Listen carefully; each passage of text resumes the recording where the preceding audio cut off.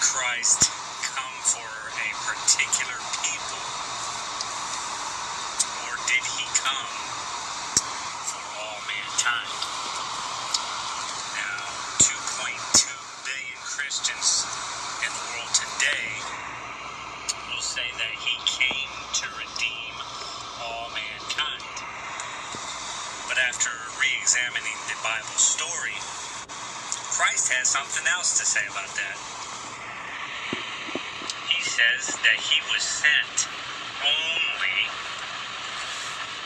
capital only, for the lost sheep of the house of Israel. Now, he was sent to redeem all mankind. Don't you think when he was asked by the crowd or by his apostles, he would say, listen, I'm coming for all mankind. Now, people will say, well, it does say that whoever calls on the name of the Lord shall be saved. Well, that is something entirely different. Those that had called upon the name of the Lord during the tribulation, during the judgment, would be ultimately saved, according to the Bible story. But salvation only lasted, during those days. There is no salvation for today, because there is no future judgment according to the Bible story. The judgment already came. Okay? So, anyway, back to Christ saying he come only. Don't you find that a little peculiar? Why would he say this? And why would he say that my sheep hear my voice? Wait a minute, he would lose none whom the Father had given him. So did God give him everyone to save? Well, no, he did not, because we know, according to Christ, the Pharisees were not given to him. He said, you are not my sheep. Okay? They were not of the fold. So, redemption was for Israel, and for those that had been dispersed out into the nations, they were being drawn back. So true Israel would ultimately be saved by the end of the Jewish age in AD 70. So Christ was sent for a particular people. He was the Redeemer of Israel. Okay? So true blood Israelites that had been dispersed out into the nations, they were being drawn back. Those were the Gentiles. Okay? Yeah, it's been going well. A lot of people are seeing it. Thank you for listening to the audio I shared yesterday about the parable of the wheat and tares. That seemed to have caught some people's attention and made some sense. I did mention that I will be refuting, or at least addressing most of the things that David Curtis recently shared in his Typology of Israel video. Hope to do that this week at some point. If in the meantime you want to go see my comments,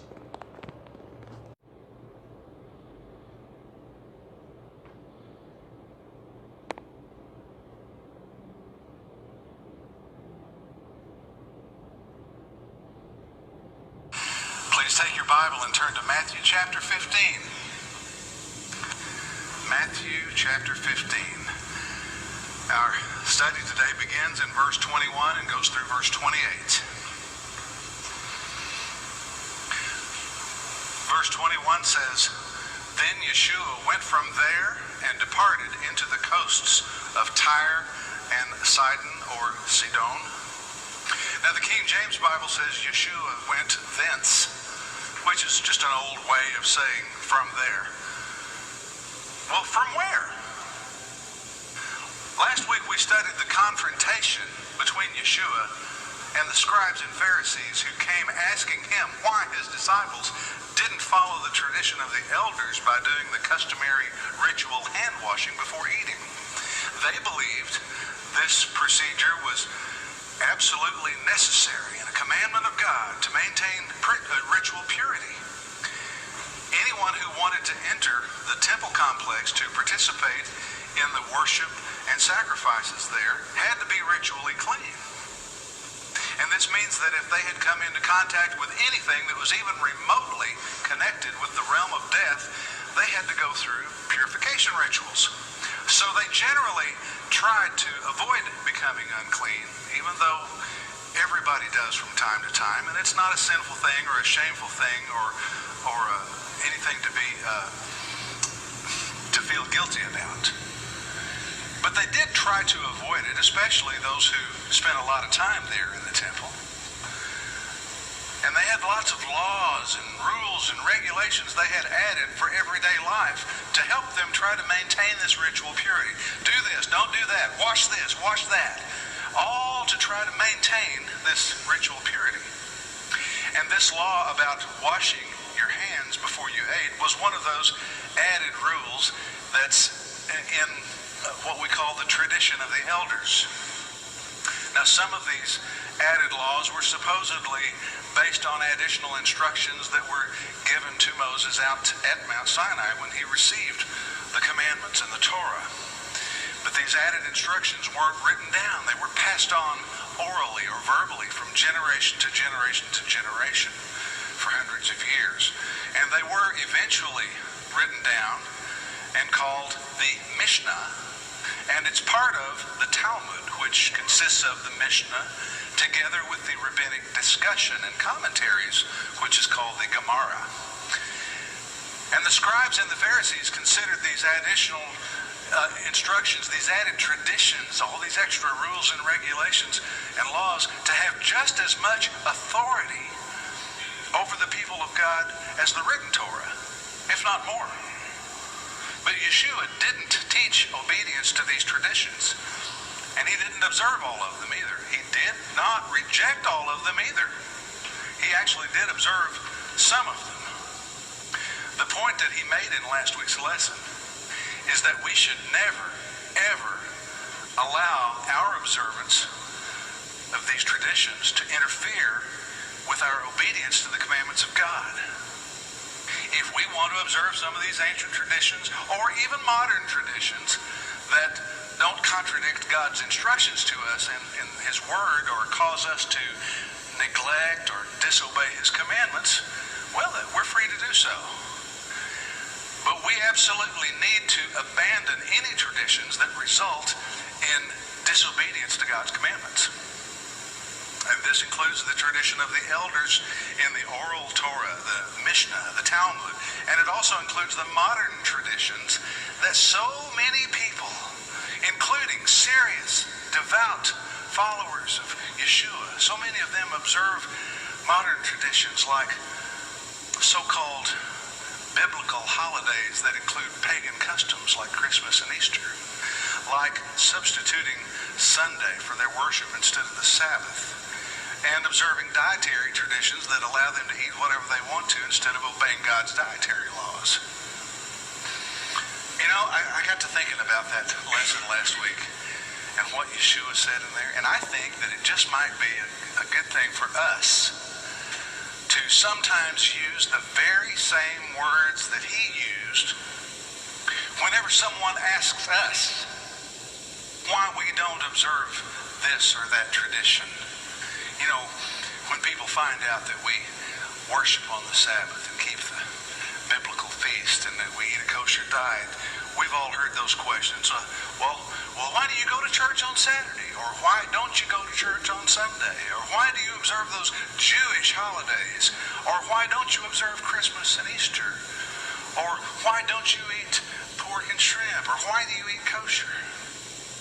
Well, one way we can answer such questions is the same way that Yeshua answered that same kind of question that came from the scribes and Pharisees when they said, well, why do your disciples transgress the transgression of the elders by not washing their hands when they eat? I really like his answer, and I think we could use it to make people think about what they're doing and to examine their own traditions.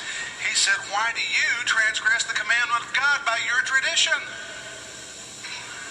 Next time someone asks you, well, why do you worship on Saturday? Well, why do you transgress, or you could say disobey or break? Not everybody knows what transgress means. Why do you break the commandment of God by your tradition? That'll make them think a minute, hopefully. question could possibly open the door to a conversation and give us an opportunity to teach them something about the right way to understand the Bible and its instructions for us and what God desires from us. So after Yeshua's confrontation with the scribes and Pharisees in the first 20 verses, verse 21 says that he went to the coasts of Tyre and Sidon. Now I'm going to zoom out a little bit from that map to give you a little bigger picture of just where that is. Those cities are in those black squares. We're going to see in there's another look at the map, by the way. We're going to see in verse 22 that a Canaanite woman from that region came to him. And the parallel passage in Mark 7 says that this woman was a Greek, a Syro-Phoenician. In other words, a Gentile born in the Phoenician part of Syria. Now, I believe we should probably consider that even though Matthew is writing primarily to Jewish people, he just may be showing or reminding them and us that the kingdom of God was to eventually include Gentiles who demonstrate genuine biblical faith in the God of Israel and his Messiah. Several times Matthew tells us a story about a Gentile coming to faith in Yeshua. Yet, there was still a priority. The gospel of the kingdom was to be offered first to the lost sheep of the house of Israel. Yeshua made this clear when he first sent out the 12 disciples as his apostles, the sent ones. And I want to review some things that I taught here last August about that will help us today before we go on in Matthew 15. Back in Matthew chapter 10, beginning in verse 5, the Bible says, "These 12 Yeshua sent forth and commanded them, saying, Go not into the way of the Gentiles, and into any city of the Samaritans enter ye not, but go rather to the lost sheep of the house of Israel." Now, why would Yeshua tell the 12 here in Matthew 10, verse 6, to go only to the lost sheep of the house of Israel, and not to any Gentiles or Samaritans? These instructions are hard for some people to deal with. They're kind of hard to swallow, kind of hard to understand. It seems like he's prejudiced. They just can't believe he would say something like that. Why would he want his apostles to avoid the Gentiles and the Samaritans in their proclamation of the gospel? Well, for one thing, when Yeshua told his disciples, "Go not into the way of the Gentiles or into any city of the Samaritans," it was because this was going to be their first experience at preaching the gospel, and it would be better received by Israelites and Jews who knew the prophecies of Scripture and who, generally speaking, were more Torah observant than the Gentiles and Samaritans were. The apostles would be better received by them and more motivated by their response to them and to their message. Also, the 12 had neither the background nor the knowledge to go to the foreign Gentiles. It would take a man with a life and a background like Paul to take the gospel to those Gentiles effectively. If a message is going to succeed, it has to be delivered by a messenger who is equipped to properly deliver it. So Yeshua wanted them to concentrate initially on preaching to the people of Israel, to put the priority on preaching to the Israelite and Jewish people who were living in the Promised Land in this first phase of their mission. Taking the gospel to Gentiles and Samaritans and to the other nations of the world, that would come later, at the right time, after his death, burial, and resurrection. That's when he commands them to go preach to all nations. In Yeshua's Great Commission in Matthew 28, he sends his apostles into all nations to teach them and to baptize them. But until then, he didn't send his apostles outside the Holy Land.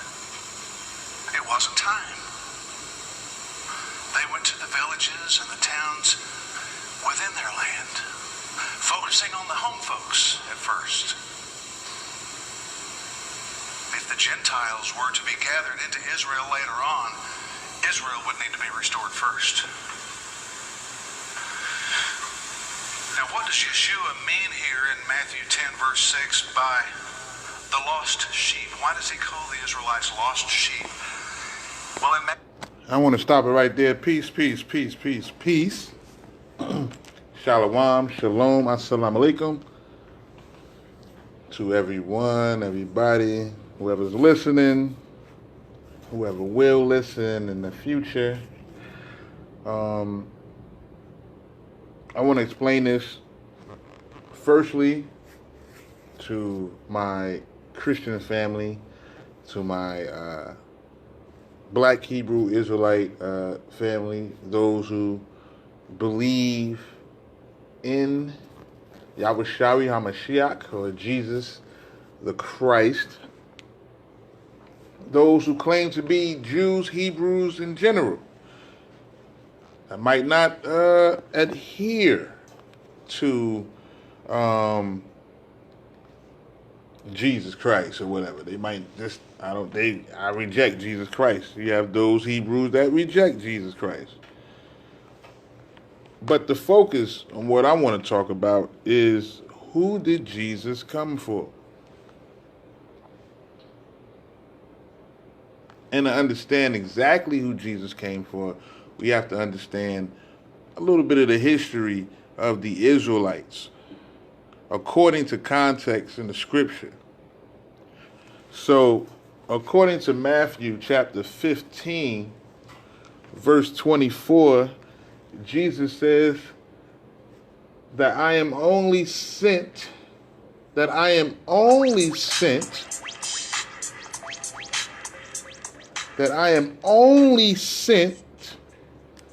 the lost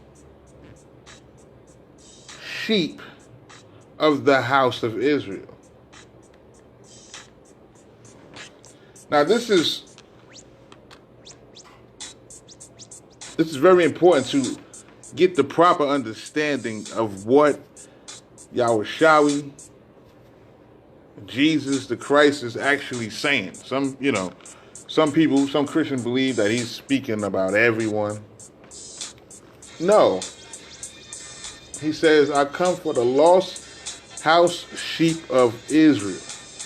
So you would think, well, then Jesus is coming for all the 12 tribes. No. No. This is why you have to be a little well-versed in the story, in the biblical stories of the Israelites, according to the books of 1 Kings, 2 Kings, 1 Chronicles, 2 Chronicles. It will help you understand exactly who are the Israelites. You have to understand that the Israelites, as far as Israel, is the 10 tribes, well, really 9 tribes. There was a situation that happened after the death of King Solomon, who was the son of King David. David being the son of Jesse. The prophet Samuel anointed David as king over Judah. After, once the death of Saul came about, who was the first king of Israel. So just give you a little history, biblical history now. After the death of King Solomon, there was a split in the kingdom of Israel, meaning the 12 tribes split away from each other. They divided away from each other. Now, King HouSe, who was king over Israel, over the northern kingdom, he held, I would say 10 tribes, 9 to 10 tribes. He held 10 tribes, which was Reuben, Simeon, Dan, Naphtali, Gad, Asher, Issachar, Zebulun, Manasseh, and Ephraim. Those are the tribes that were under Ephraim, under which is considered Israel. So in the Bible, you will see a split between Judah and Israel. So after this split, you will see when describing the 12 tribes, it would describe the 12 tribes individually as Israel, as the kingdom of Israel, then the kingdom of Judah. Because of this split, which happens in 1 Kings chapter 12, verses 16 through 19, and 2 Chronicles chapter 10, verses 16 through 19.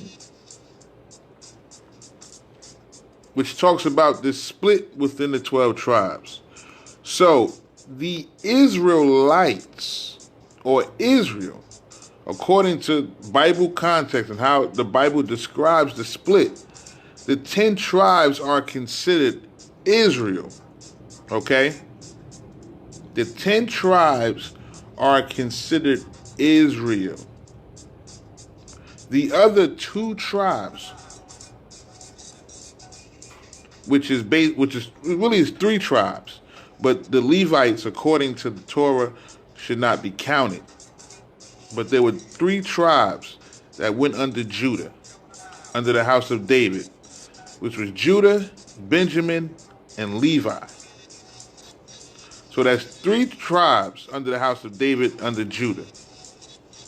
And then you have the 10 tribes, okay?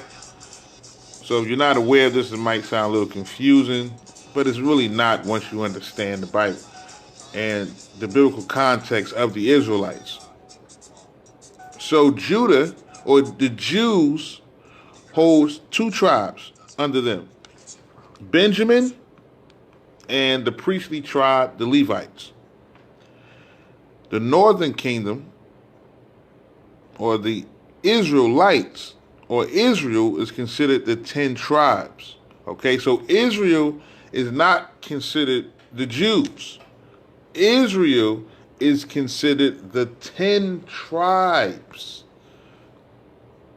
So what does it mean when Jesus says, I come for the lost house, or the lost sheep of the house of Israel? Under this understanding, according to 2 Kings chapter 17, the 10 tribes were wholly, totally taken into captivity by the Assyrians. All right? So we have to understand the northern kingdom. All 10 tribes were taken into captivity.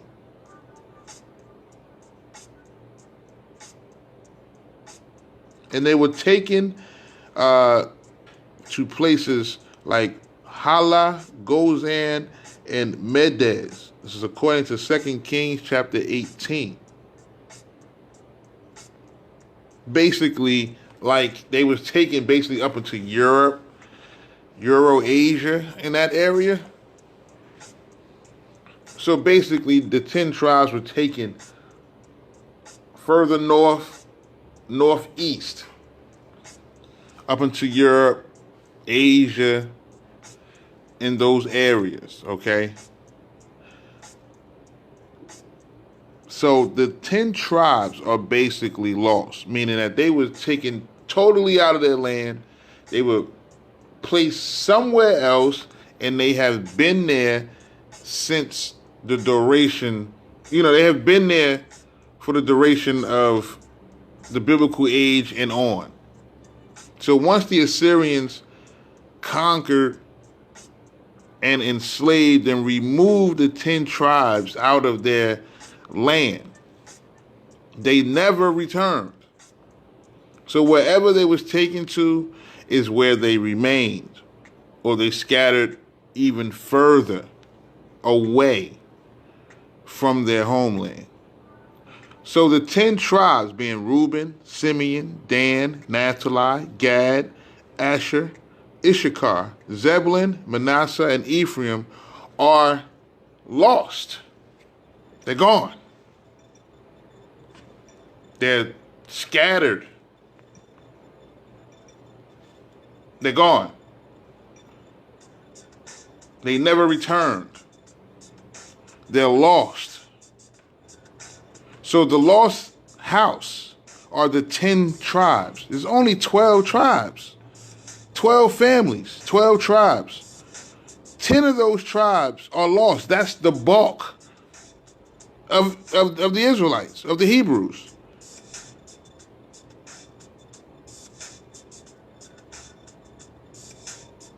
That's like 95% of the Hebrews. All 10 tribes are lost. The whole house, basically the whole house of Israel is lost. So what about the Jews? Did Jesus come for the Jews? No, he did not come for the Jews. Because the Jews were not lost. Jesus was a Jew. Jesus was born in Judea or Jerusalem. He was born in Bethlehem. He was born within the tribes of Judah. Judah, who was taken captive by the Babylonians, according to Jeremiah chapter 25.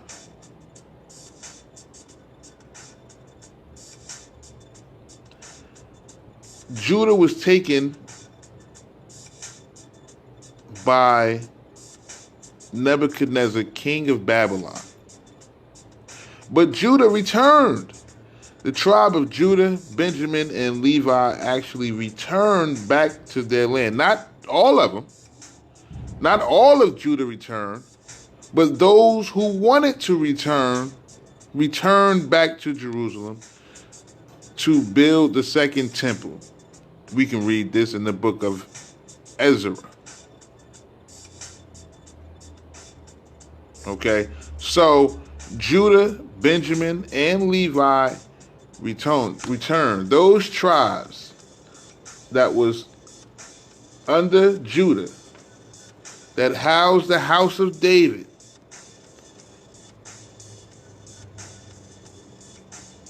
returned back to Jerusalem. So that means that the Jews, the Benjamites, and the priests, the house of Aaron, who was the family of the brother of Moses, they all returned back to their ancestral homeland. They were able to return back to Jerusalem.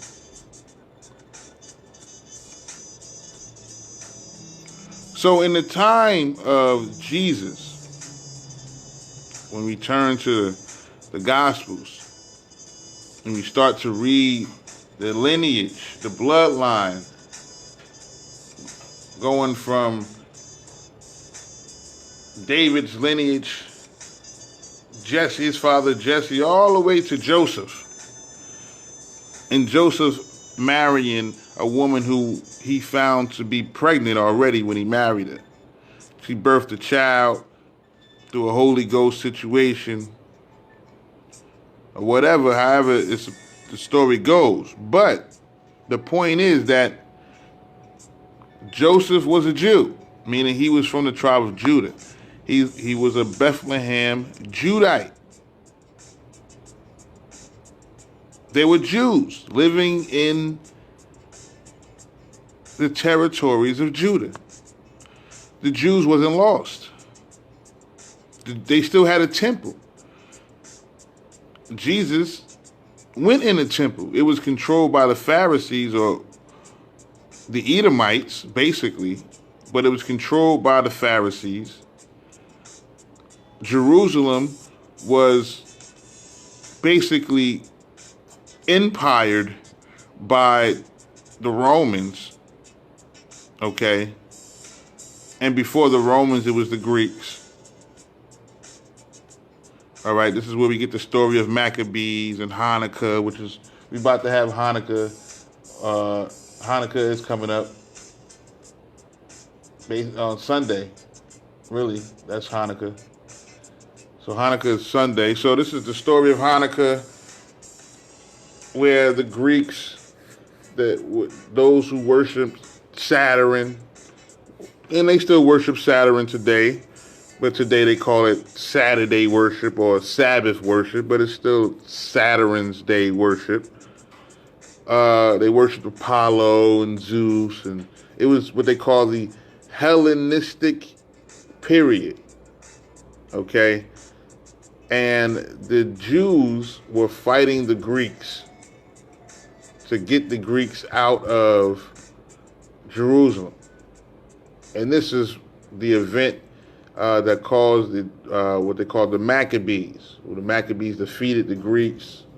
They only had a little bit of oil for the menorah, for the candles, and the candles, and it's supposed to have lasted 12 days or whatever. So that's the story of Hanukkah. But this story shows that the Jews as a tribe, being that Benjamin and Levi was under the Jews,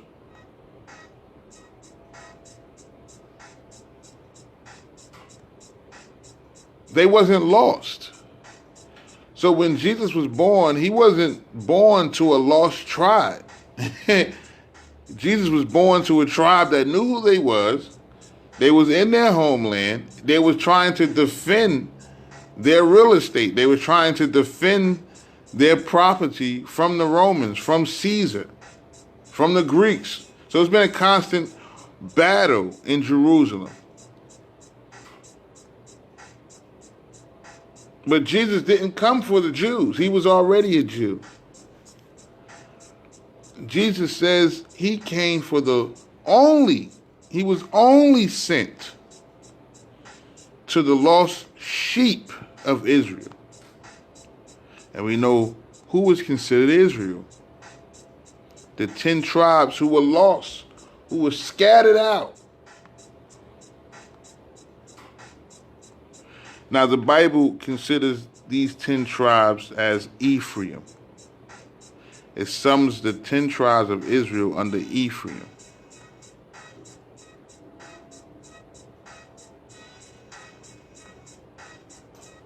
Jesus did not come for the Jews.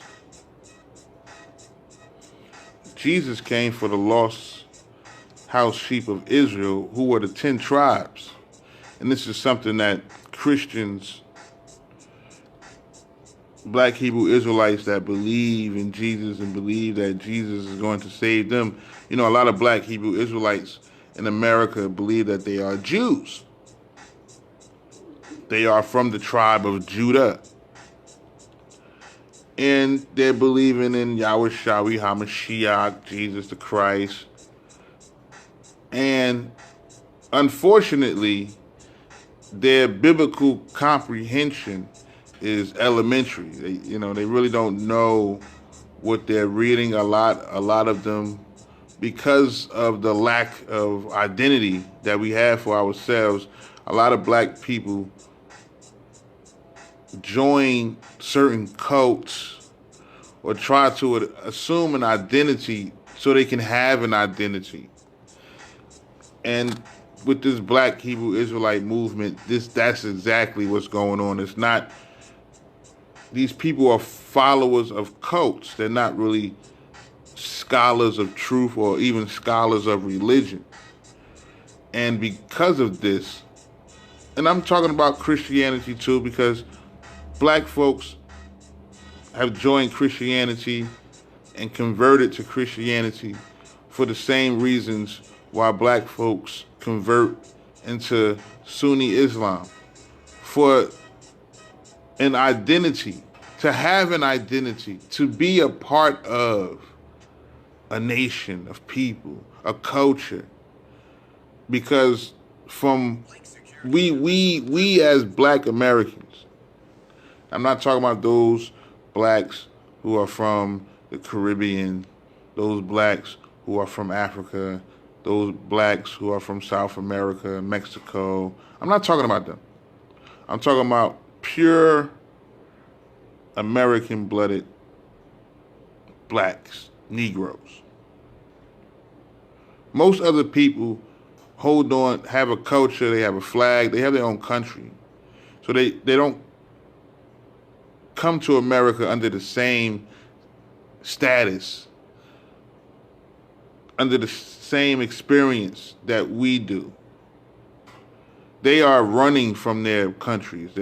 They're not living in their countries, but being treated like they're foreigners. You understand? They come as foreigners and are treated like citizens. And the people who are the original citizens of this country are treated like foreigners, are treated like immigrants, treated like strangers. And this is what gives a lot of black people, those who do identify with the black Hebrew Israelite, this is what gives them the idea that they are black Hebrew Israelites, or they are Hebrew Israelites, because of this identity crisis that we had. And this is supposed to be an effect that will be played on the people of God.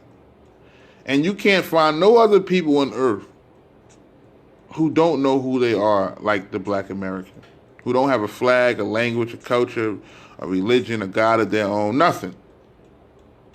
Other people come from Jamaica, Trinidad, Dominican Republic, Haiti, wherever. They have a flag, they have their own country, their own island. It is run by them. They're independent. There is no white empire over them. So they do not share in the same story that we do. So when they come here, you can't, it's a difference. It's a difference with them. It's a big difference with them. With us, as far as black Americans, we will join anything. We will accept anybody that is non-white, and it's just the chaos.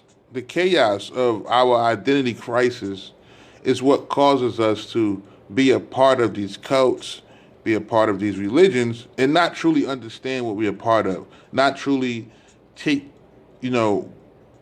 our identity serious. And so that's what's going on with the black Hebrew Israelite thing. This is what's going on with the black American Muslims. You have a lot of black American Muslims who just join Sunni Islam so they can be a part of something, so they can have an identity. Now, I'm just speaking on black Americans. Americans.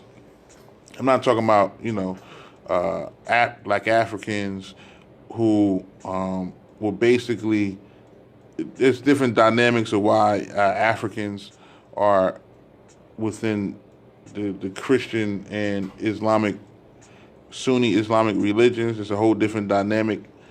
They wasn't forced into that religion. Well, one of them, they wasn't forced. Sunni Islam was forced on Africa through slavery, rape, imprisonment, and enslavement. Christianity was a voluntary act that Africans and African kings voluntarily took on Christianity because of trade. Africans were trading other Africans as slaves with the Europeans, and this trade caused cultures to mix, and Africans adopted what they would call European cultures. Europeans adopted African cultures, and it was kind of a trade of intellect and culture and people and weapons and things of this nature. So that's how kind of Christianity came about. It wasn't a situation as far as like in the Americas where Christianity was forced on the people, but Christianity in Africa was more adopted by Africans. And this is what a lot of the jihad or the religious wars that goes on in Africa today is because of, one, the forced conversion of Sunni Islam on Africa through conquering, rape, enslavement, imprisonment, and influence. So you have one aspect coming from Arabia into Africa, where Sunni Islam was forced on the people, and then you have on the other side, you have Christianity, which Africans voluntarily converted to. So you have the Sunni Islamic Africans who actually are going to war, murdering, massacring, burning villages and killing Christian Africans, because they believe that's a Western religion, pagan religion, and they don't want none of that European idolatry within Africa. So you have Christian Africans who set up militias and militaries and fight Muslim Africans, and vice versa. I'll give you an example. Boko Haram in Nigeria is a Sunni Islamic militant force who primarily attacks Christian African villages and basically wipe them out and try to rid the region of the Christian Nigerians. So most Christian Nigerians are like Igbo Nigerians, and a lot of the Sunni Islamic Nigerians are like the Yoruba, Hausa Nigerians. So I just give an example of what's going on with that and how it's different. Christianity and Islam is different dynamic in Africa than it is in America.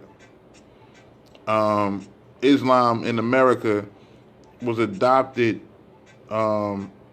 through black organizations, as far as like the Nation of Islam, as far as Elijah Muhammad learning from the Turkish individual Farad Muhammad, who learned, I ain't gonna say he learned, but he studied under or was a part of the Moorish science temple of the noble Drew Ali. So Islam in America, as far as black Americans, was not a Mohammedan thing as far as Sunni. It was more of a resistance to white supremacy in America. And it was just a organization to show resistance to Jim Crow, segregation, discrimination towards Negro Americans in this country. And the Nation of Islam was an organization that took aspects of Islam as a form of resistance to a Christian, Euro-Christian country, a country that was basically founded under the Christian theory. And so this Islamic organization called the Nation of Islam was just a show of resistance to the imperialism of the American government. It really wasn't the Mohammedan style or the Arabian style of Islam. So you will see the Nation of Islam members, you won't see them with beards. You won't see them wear the traditional thwab or garments. You won't see that with the Nation of Islam because it was primarily a black supremacy resistance organization against the discrimination and segregation and basically Jim Crow in America towards black folks. Because black folks did join Christianity in hopes that becoming good Christians would lessen the burden of, white affliction on them. But, we went to church every Sunday. We sang Jesus, Jesus, Jesus, Jesus, Jesus. And they still bombed our churches. They still lynched us. They still hated us. So Christianity wasn't working. It wasn't, being Christians did not make white folks look at us as their equals or even as human beings. So the Nation of Islam was just another form of resistance to the American establishment. The black Jews, who earliest foundation goes back to the 1800s in America, was not the black Jews or it really wasn't a resistance like the Nation of Islam, as far as going against the government or some type of white supremacy in America. The black Jews, whose main organization was founded in 1919 in Harlem, New York, by Chief Rabbi Arthur Wentworth Matthew, who founded the Commandment Keepers in Harlem, New York, in the year of 1919. That organization was not primarily as an organization to resist white supremacy or the American government, or to even strengthen black people, but that organization was to kind of receive some similar benefit that white Jews was receiving. So you see, the black Orthodox Jews or the black Jews are primarily trying to be accepted by the white Jewish rabbinical community. Almost on the same lines as black Christians, the early black Christians who wanted to be accepted by white Christians. Black Jews are in the same goal of trying to get acceptance by Ashkenazi European Jews. Unfortunately, they have not been recognized, even to this day. From 1919 to 2019, 100 years, and within 100 years, the European Jews have not accepted black Jews, even though black Jews were considering themselves Jews going back to the 1800s, going back before World War II, before the establishment of the State of Israel, really before the modern Hebrew language was developed. Blacks in America were considering themselves to be Israelites or Jews. But yet, 100 years later, those people are not accepted. You had other nations who have sprung from the black Jewish idea. You have the 5%ers. You have the Moorish society. And then you have the black Hebrew Israelites. You have the Nation of Islam, who believe that, now this is under Farrakhan, under Elijah Muhammad. When you read his book, The Message to the Black Man, he speaks about the blacks in America being the true Israelites. Malcolm X is quoted saying this numerous of times, that blacks in America are Israelites. Farrakhan, about 3-4 years ago, maybe 5 years ago, went on a almost a year-long rant exposing the fact that white Jews, European Jews, are not the true people of Israel, but the blacks in America are the true people of Israel. He has come out with books and literature and biographies and testimonies and interviews and historical facts and eventually he was told to leave that alone. But this is not an idea that's new to the Nation of Islam. The Nation of Islam has always exposed its belief that black Americans are the true children of Israel. This is something that goes back to Elijah Muhammad himself. And we can all assume that he was taught this from his mentor, his teacher, Farad Muhammad, who was of Turkish origin. So, a lot of the Negro American organizations was either to resist European American imperialism, or it was to be accepted by European American imperialism. And in any case, it has not worked for our benefit. You can't expect your captor to release you if they're benefiting off your enslavement. That's like the prison system in America. America imprisons more people in this country than all of the countries combined in the world. So it is a money thing. They make money off of incarcerating individuals.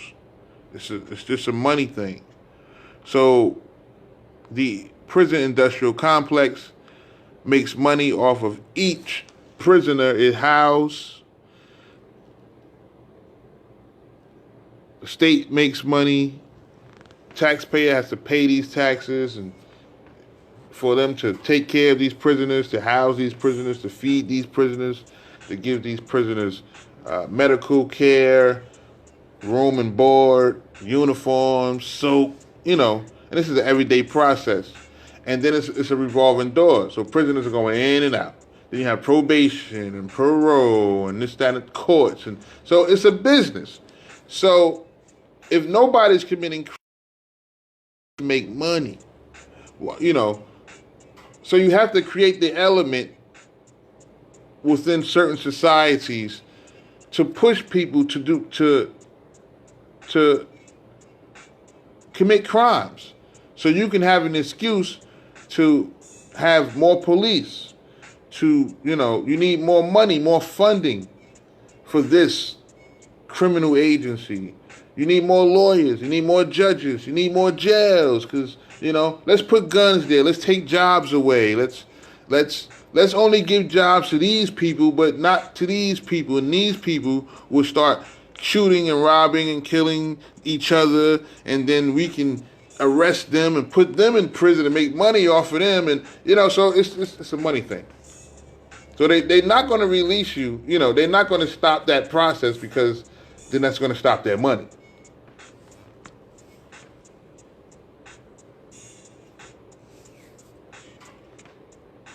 So keeping us at a certain level in this country is, for some reason, benefiting this government.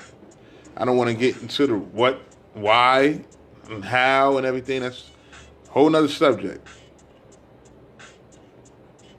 But the point I'm trying to make is that a lot of black Americans, and I can't speak for black South Americans, I can't speak for Africans, and I can't speak for, the Aboriginal Australians. I can't speak for these people. I only can speak for black Americans because I'm black American. And I know that the religions that we are a part of, we're not a part of it for the culture or the understanding. We're a part of these religions, these cults, because we will not accept the our identity, and our identity is Aboriginal American. We are the Indians, the Native Americans of this country. And that's something that we will not accept, because that's not what white man told us. White man told us we from Africa. So we embrace Africa. And this is, and because we embrace a continent that we're not from, a continent that does not claim us. And when Africans do come to America, they do not bond or band with us. So it's still a disconnect. Even when Africans are living right next door to you, they might as well just be in Africa, because that's how much of a disconnect Negro Americans have from Africans.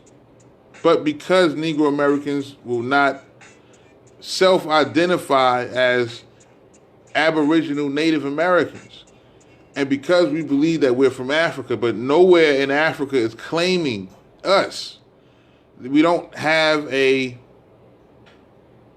region of origin in Africa. There's nowhere with open arms. Even Liberia, which is a Negro American created country in Africa.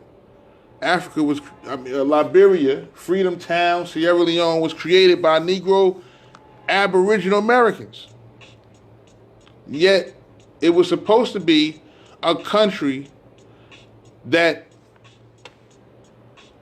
basically allows the importation of Negro Americans, those that want to so-called return back to their homeland. They were supposed to be able to return to Sierra Leone, return to Liberia. Trust me, you do not want to go to Liberia. No, you don't. I don't care. You can go to the worst ghetto, to the worst neighborhoods in America. You can go to Compton. You can go to Camden, New Jersey. You can go to Chicago, south side of Chicago. You can go to New Orleans. You can go to any Ohio, Youngstown, Cleveland. You can go to the worst cities, the worst projects in America, and it will not even nowhere near compare to the hell of Liberia. And this is supposed to have been a town that was supposed to be developed for freed Negro Americans if they wanted to leave America and start over in Africa. It was a nice gesture, but like what black people do, we just don't keep up with what we need to keep up with. So, we're really a part of these religions because we want an identity. We become Sunni Muslims because we want Arabs and stuff to embrace us, since white men don't want to embrace us and don't look at us as if we're equal to him. And we've been Christians for hundreds of years. Now we embrace Islam because Islam says there is no racism. There is no coloration in Islam. But someone who is experienced Sunni Islam, understands Sunni Islam, and is a student of its literature, knows that is a lie. That Sunni Islam, that Muhammad's Islam is very, very racist against black-complected, dark-complected people. Matter of fact, I'll give you an example. Even to call the Prophet, peace be upon him, the Prophet Muhammad, even to call him black, to call the Prophet Muhammad black is a statement worthy of death. And anybody that is of Sunni Islam that practice the 5 pillars of Islam that keeps the Qibla of facing Baka, facing Mecca, and prayer according to the Quran. Anybody that practiced the deen of Sunni Islam, who keeps the habit of the Prophet, anyone who is in that religion knows that I speak no dajjal. I'm not speaking deceit when I say anyone who tries to characterize the Prophet, peace be upon him, as being a black man, that statement is worthy of immediate death. Now, if that's not racist and discriminatory, I don't know what is. Every time we read the hadith, according to Islam, any black person, anybody described as being black or a Cushite, Ethiopian, dark-skinned person is always a slave. They are a servant. So blacks, according to Sunni Islam, according to the Arabian Islam, black people are the religious slaves of the Arabs. And this is a known fact. And this is why Farrakhan, Elijah Muhammad never made the pilgrimage to Mecca, never desired, never practiced the Sunni way of Islam. Unlike Elijah Muhammad's son, who converted, took his Shahada, converted to the Sunni Islam and went away from the Islam of Brotherhood, the Nation of Islam.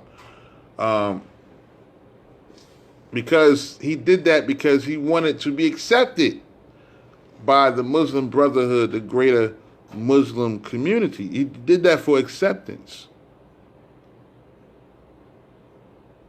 See, the NOI was more of a nationalistic movement here. Just like the Pan-African movement with Marcus Garvey and the RBG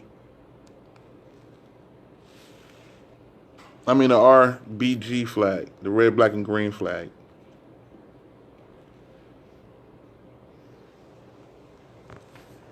Marcus Garvey was of Jamaican descent. He was an immigrant. He was a foreigner into the Americas. He had certain privileges that the Negro American did not have. He was able to go to universities. He was able to create organizations and businesses. And he also felt sorry for the Negro Americans because of the taunting and discrimination that was going on against Negro Americans. And in his time, there was a song circulated on the radio stating that everyone has a flag but the nigger. And that is even true to this day. If a Trinidadian comes to America, running away from their Trinidadian people, running away from their Trinidadian economy, running away from their Trinidadian culture, their homeland, their family, and coming to America and then holding their face up and feeling as if they're better than the Negro American, the first thing they do is hold up their Trinidadian flag. We have a Caribbean parade every year in this country.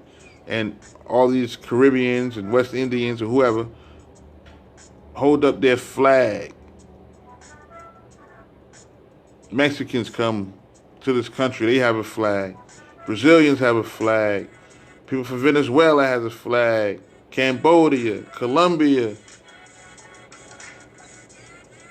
Everybody, every country in Africa has a flag. Everybody has a flag. Jamaicans have a flag. St. Croix, St. Lucia, everybody. Cuba. Everybody has a flag, even to this day, except the Negro. Except the Negro American. We're the only people that don't have a national flag. A flag that represents our nation, our nationality. We don't have a flag, even to this day. And Marcus Garvey tried to create a flag that will represent our nation as Negro Americans. Unfortunately, because of the stock syndrome of Negro Americans and the desire to be equal and accepted by Europeans, that flag was not adopted by Negro Americans. But it was adopted by Africans. The Igbo Nigerians adopted that flag. Biafra,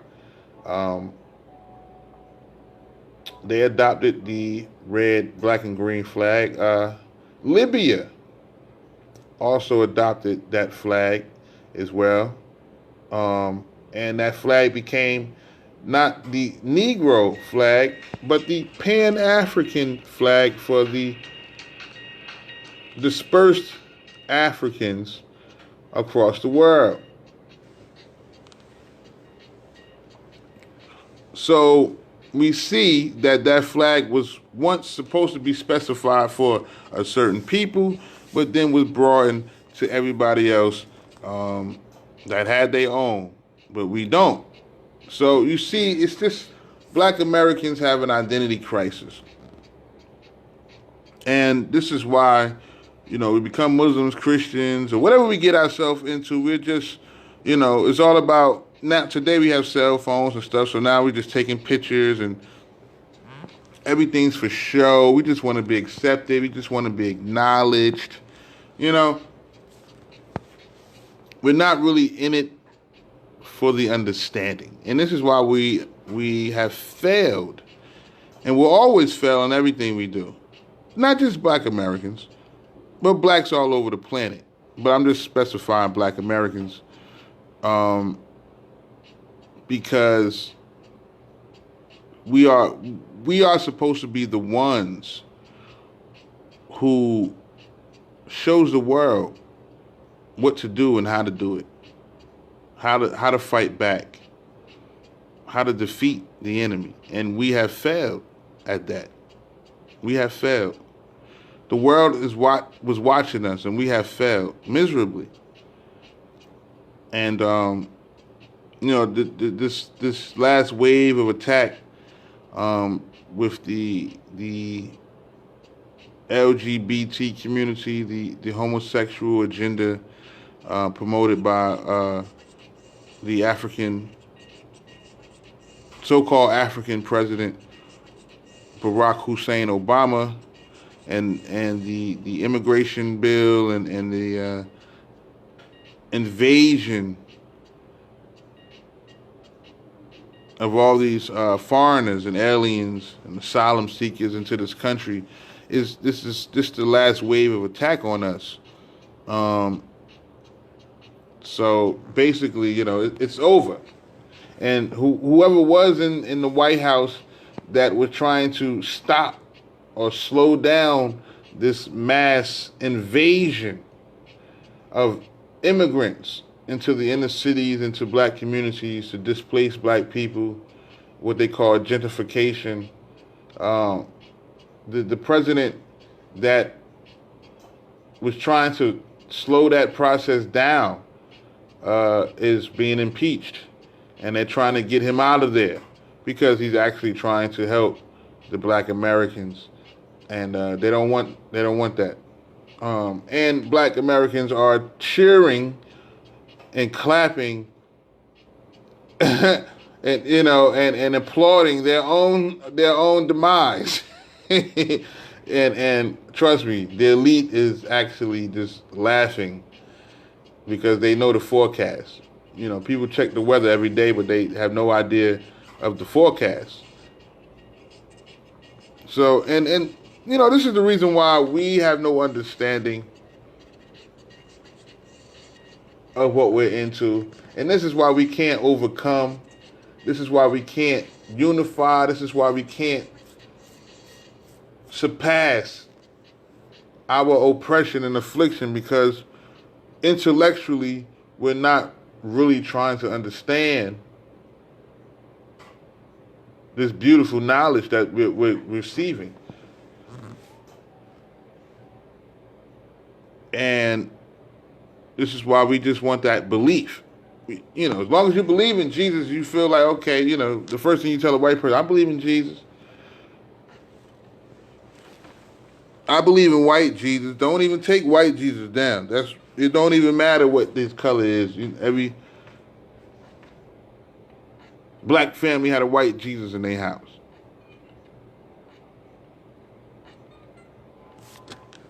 At least my mother believed in Jesus, still does. But I tell you one thing, my mother ain't had no white Jesus in her house. God is my witness. My mother ain't never had no white Jesus. My mother had a black Jesus with dreads in her house. And if it wasn't a black Jesus, it was just a Jesus on a cross. It just didn't have a color. It was just a little statue or something. But my mother ain't never had no white Jesus in her house. So I saw Jesus in the house, but if he wasn't black, he was just a statue. He ain't had no color. It wasn't a white statue, you know, it was just a statue. Now, his features would look European, of course, but, you know, it just wasn't a straight-up white Jesus. You know, but then again, my mother was, at the same time, my mother was a practicing Muslim. You know, before I was born, she was about to be a practicing Muslim. She was about to join the NOI.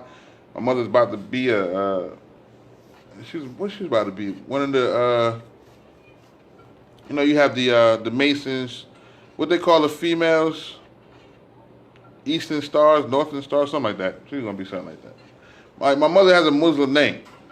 My mother changed her name from basically a Christian name to a Muslim name. My mother was going to give me a Muslim name, but my father, she lost a bet, so I took my father's name, which was like an Italian name. So my first name is really Italian. But my mother's going to give me a Muslim name. But anyway, the point that I'm trying to make is just, even with her, she was just being a part of something. It was just the thing to do back then. And everybody was just being a part of it. You know, it was just a trend. You know, just something to do. And just something to identify yourself as in that moment in time. You know, people say, well, I'm Christian, I believe in Jesus, but they really don't.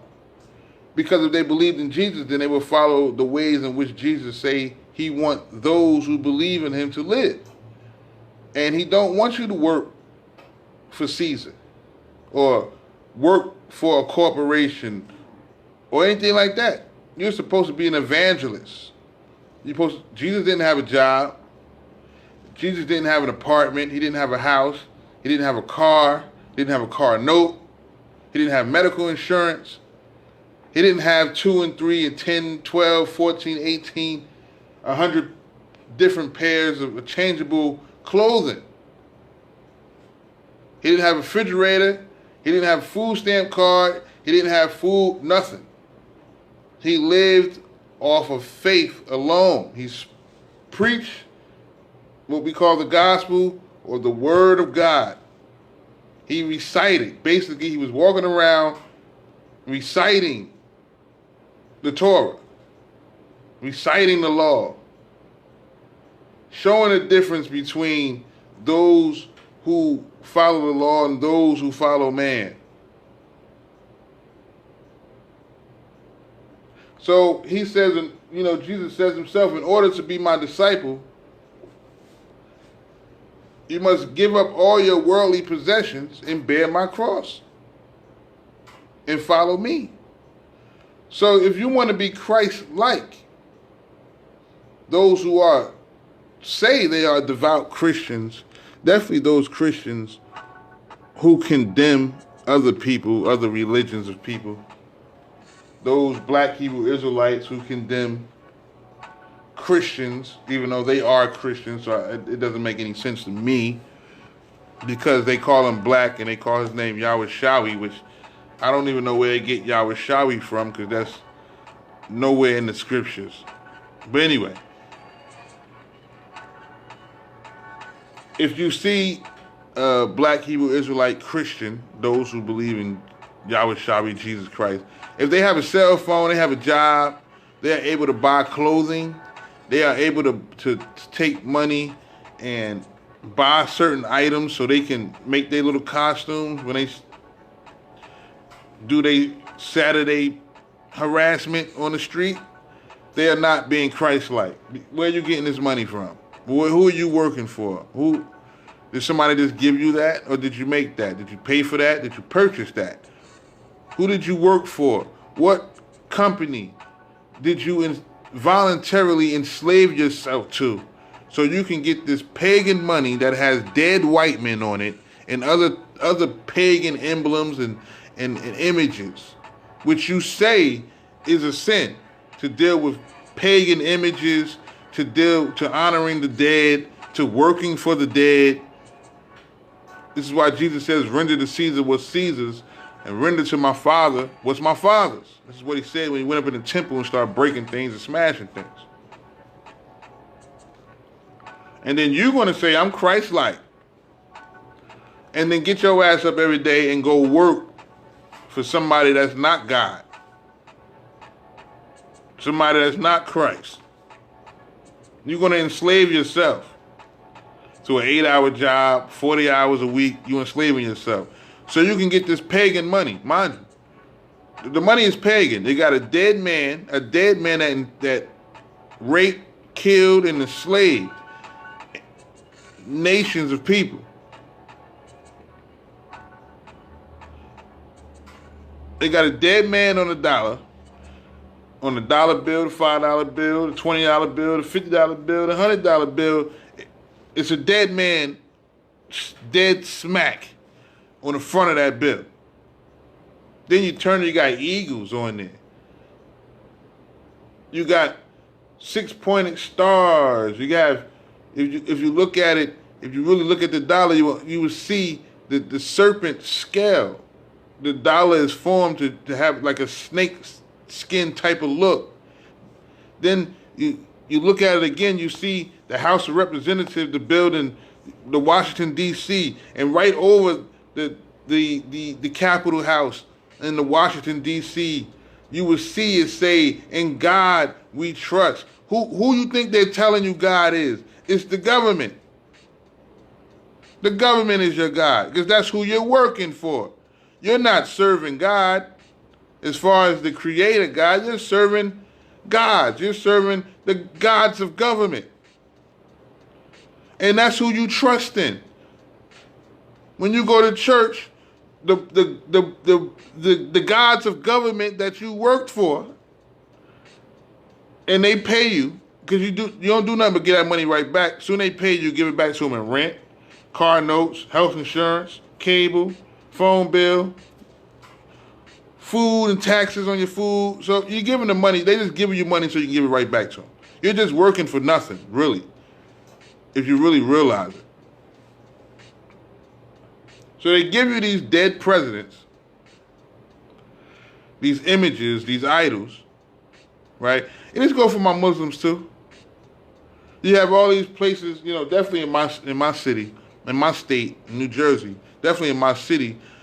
My city was one of the first cities in the United States to recognize halal products. And the Muslims in my city actually fought. The Sunni Muslims fought for that. They fought for a lot of things, which I do give them respect on their unified, front when it comes to Sunni Islamic culture and imposing their cultures on a Christian system.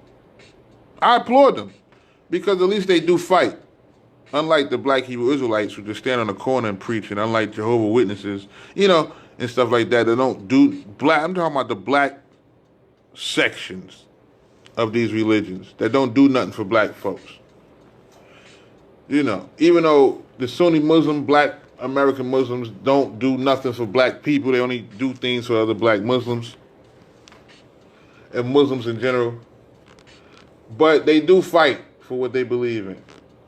So if you come to Newark, New Jersey, you will see halal places. You see halal restaurants. You go into the grocery store, you will see a halal section. What is halal? Some people might, a lot of Christians don't know what halal is. Okay? Which I don't understand why they don't.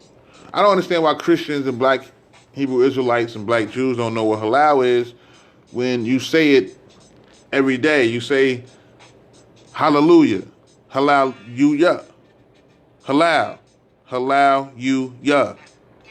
Hallelujah, halal. Same word, same meaning, means praise. So halal is food, basically, halal is food that is prayed over. Is the Islamic prayer is prayed over the food, and that's what make it halal. Okay? So it's almost on the same line as kosher, but not really. Because kosher is different. It's a certain way they cut and this, that, cure and all that stuff. So Jewish kosher dietary laws is different from Islamic dietary laws, which is really not, it's just Islamic dietary law takes small portions from Jewish dietary law, like not eating pork, not eating the animals with blood in it, not eating animals that died of itself, not eating animals that was mangled by other animals. So those are certain things that were already in the Torah.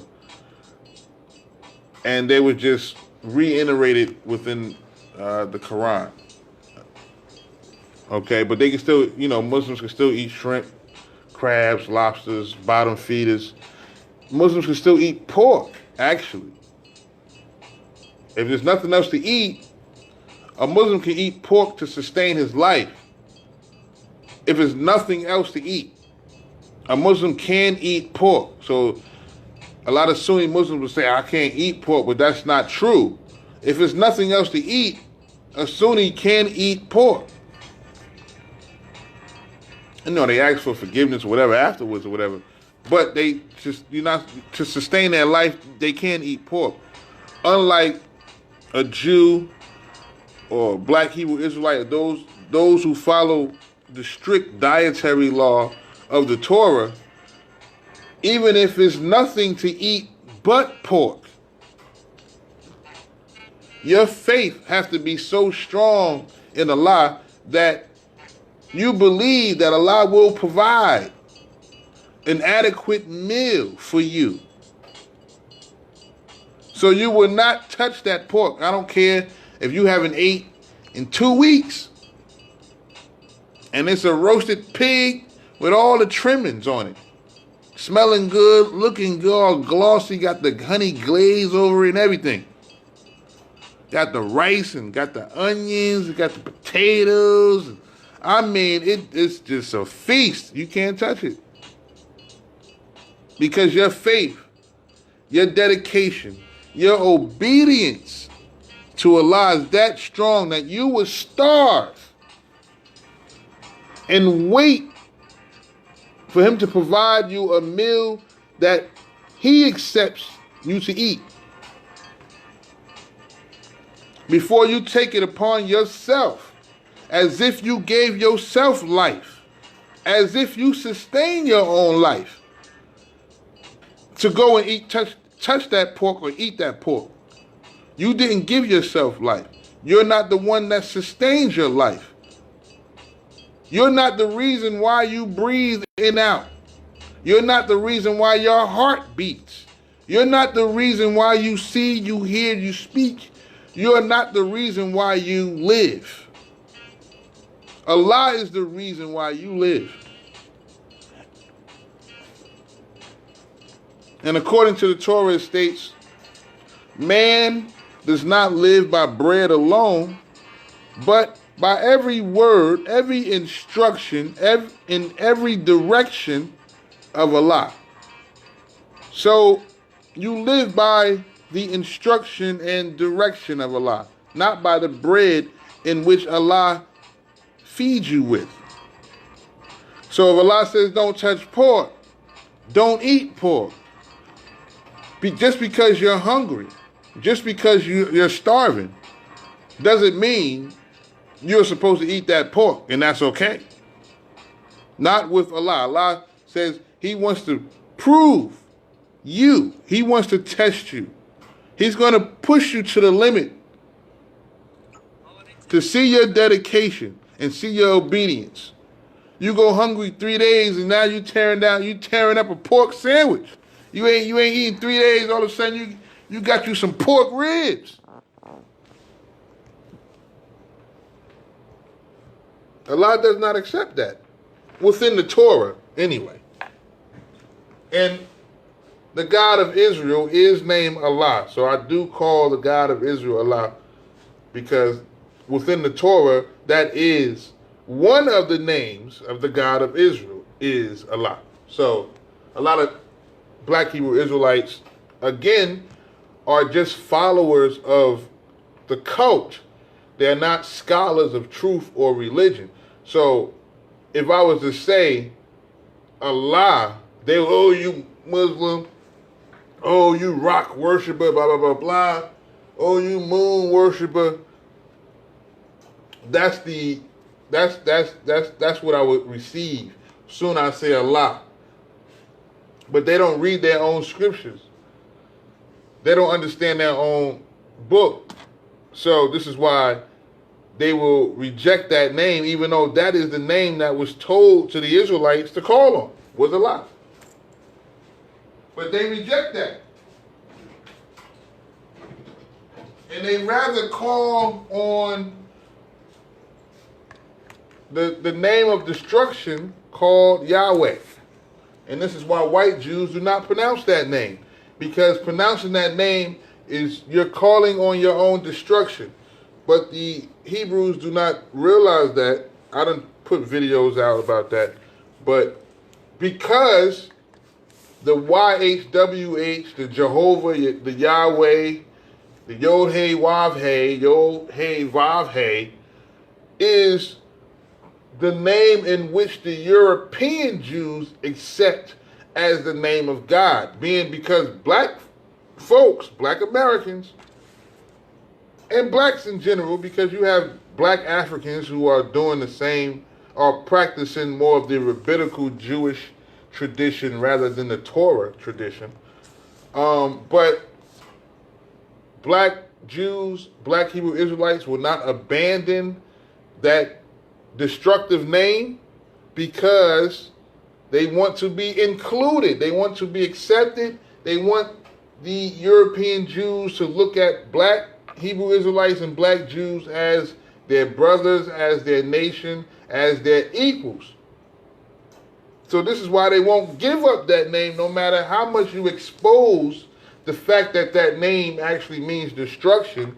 And anyone that calls on Jehovah, Yahovah, Yahuwah, Yahweh, anybody that calls on that name is calling on their own destruction. And this is why the white Jews do not pronounce that name. They say Adonai, Elohim, whatever else they will say to replace Hashem.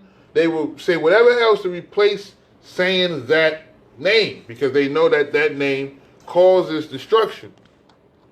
They let the ignorant and the Gentiles say that name because they ultimately want to see the destruction of the nations. So they allow you to call on that name all day long because they know it's going to destroy you all day long.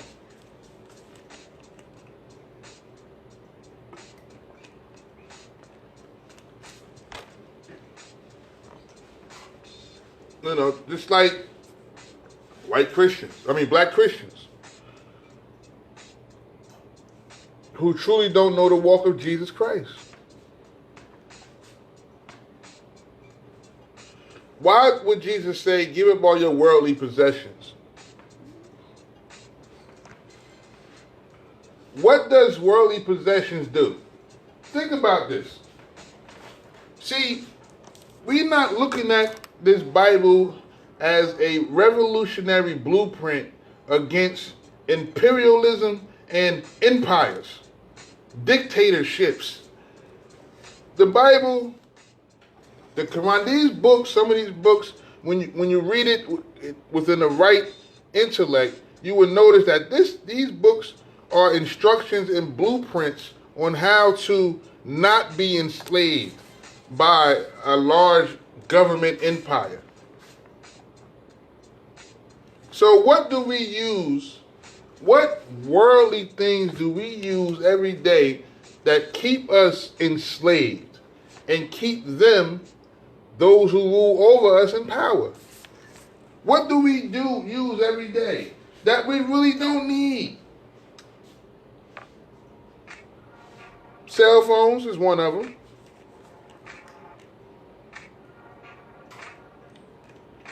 Do you know how many Africans in the Congo die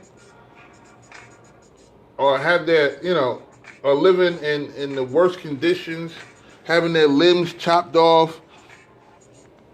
How many people have been murdered because of a certain mineral that they need from the Congo in order to create these phones here?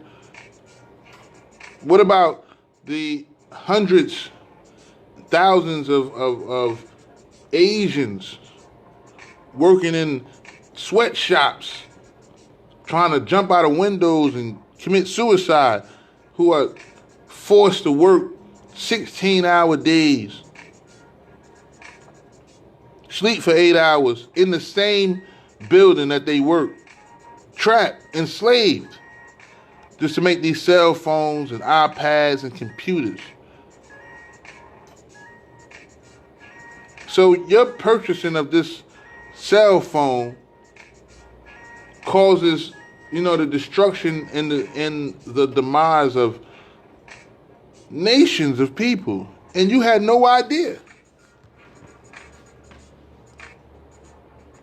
And then now you got a bill. Now you have more expenses. Now you got to pay $50, $60, $100 for your phone. What else do we use worldly? We talk about our clothing fetishes. We got to have Jordans. We got to have this certain brand of clothing. Who's getting rich off of that? We don't grow our own food. We go to their shop rights and their shopping centers to buy, the foods and the natural produce that God has given us for free. We pay them for it. Water. The sewage, recycled urine water that comes out of our faucets and out of our sinks and showers, this lead-based, polluted, urinary, recycled water that they give us and make us pay for. Heat, electricity, stuff we can create on our own, they make us pay for. Movies and TVs and the luxurious things in life, we pay for it. And then we keep paying for it so we can maintain this look, this style. I want to look a certain way. I want to dress a certain way. Oh, I like the way these people look on TV. I got to dress that way. I got to keep up with the style. I got to keep up with the Joneses. And this is what Jesus calls worldly. See, if we was to abandon a lot of these unnecessary expenses that we indulge in, almost like a boycott, if we boycott all the unnecessary habits that we have, all the unnecessary items that we use every single day and we're paying for, all the unnecessary foods that we eat that we pay for. If we was to boycott those things, you know, it will cripple this economy.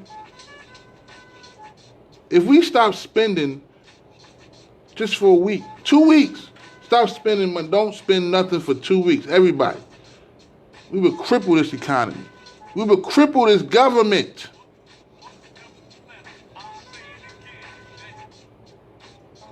You know what won the civil rights movement?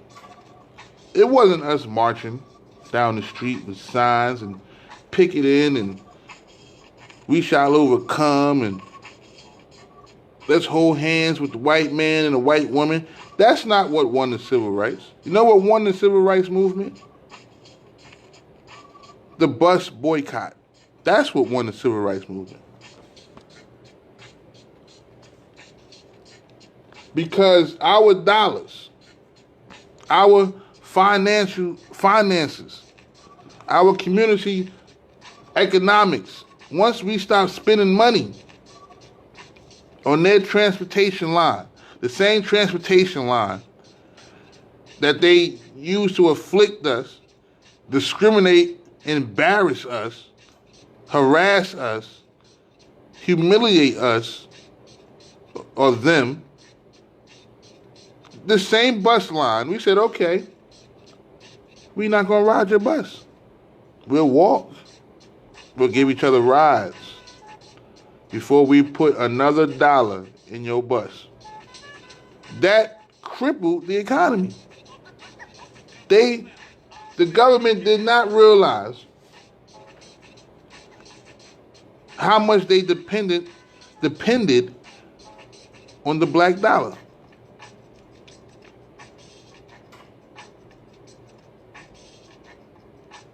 That boycott showed the government how much power black people had.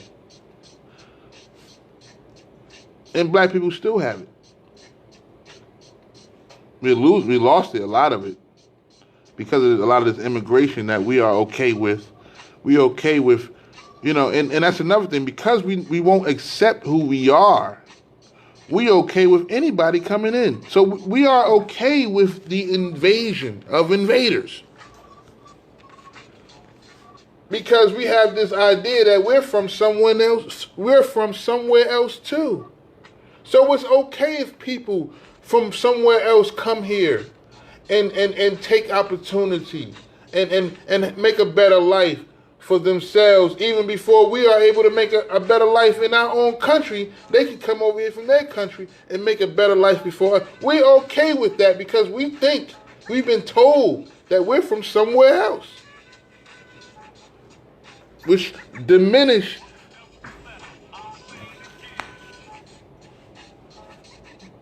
our attitude to resist this affliction, because we believe we're from somewhere else. So it's okay. Let everybody in America. Ain't nobody American but the Mexican-looking so-called Native Americans. And this is why we won't fight. For our own country. For our own sakes. Because we believe we're from somewhere else.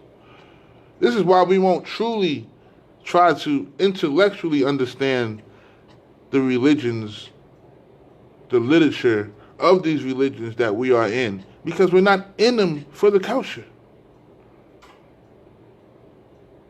We're in them to be accepted by the people whose culture it really is. European, Middle Eastern. We want their acceptance, so we join their religions. If the Hindus came over here, and we get into that, you have a lot of blacks who get into the Hindu religion and want to walk around with the dot on their head and do the yoga. Yoga is part of that Hindu tradition. Buddhism, you know, even though when you really go back into the ancients, into the origins of these religions or these belief systems of the ancient people, you will learn that, yeah, they were black people who started these systems. But the people who control these systems now are not black.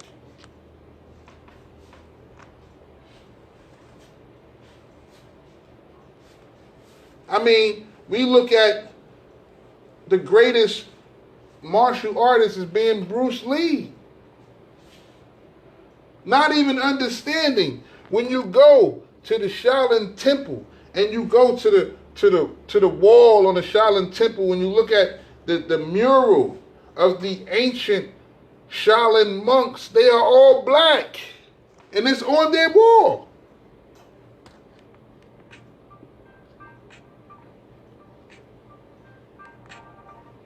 But we give all the karate, martial art respect to Jet Li, the Jackie Chans, the Bruce Lees, not knowing that it was black folks that they learned that style from.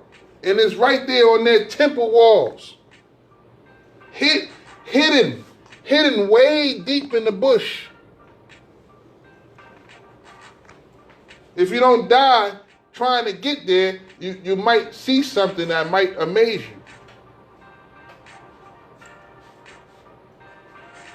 You go into the Mayan temples, nothing but blacks on those walls. Brown people. Not the brown, not the olive color brown like the Mexican olive color or the Arabian. I'm talking about brown people. Our brown.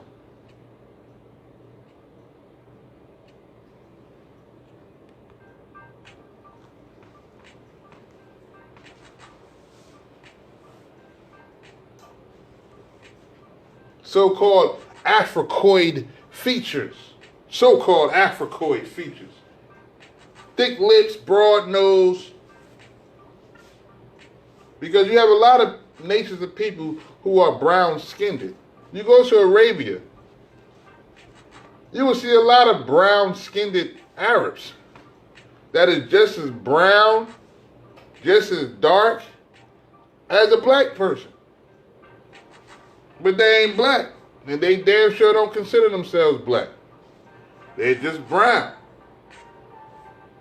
But blacks in America, we have been going through this black and white thing for so long.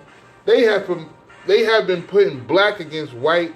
They have been playing this color game for so long that we are just blinded by color. We are blinded by complexion because that is the game that they played on us for so long. So anybody of a brown skin tone, of a Africoid featured look, that got a broad nose, that got thick lips, that got kinky hair, we automatically accept them as one of us. Matter of fact, they don't even have to be brown skin at all. They can just be non-white. What do I mean by that? Oh, well, okay. I'll give you an example. Hispanic, Puerto Rican, Dominican. Now, I ain't talking about the dark-skinned Dominicans, the black, I'm talking about the white ones. I'm talking about the real light, bright ones. The ones you can't tell if they was white or Spanish until they open their mouth. We accept them. All day, oh, black and Spanish. Oh, they doing this to black and Spanish. Spanish people not black. Nor do they consider themselves black. But they're non-white, so we accept them. Because we have no idea as black Americans. This is why when Africans and Haitians and Jamaicans come over here, you ever wonder why they just don't bond with black Americans. A Jamaican will bond with a Haitian will bond with a Cuban will bond with a Puerto Rican in America. They can all come together under one roof and be okay. And they all can come together under one roof and be against the black American. But black Americans would accept all of them as part of us because we are color blinded. We have been force fed this colorism for so long that we think black is black. Black is all black. Black is the same black. And it's not. It's like white ain't the same white. There's different genetic species of every race of people.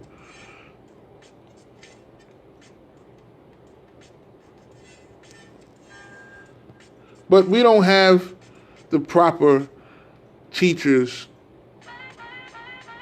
the proper scholars. I'm not going to say that. We do. We do have intelligent truth speakers and teachers out here. I'm not going to say that we don't. We do. We do. God, Allah, has sent his prophets over and over and over and over and over again. We, just like in biblical times, won't listen to our prophets. Even the NOI, the Nation of Islam, believe that the black Americans is the lost tribe of Shabazz, which is no different than the lost tribe of Israel, which is no different than what, you understand what I'm saying?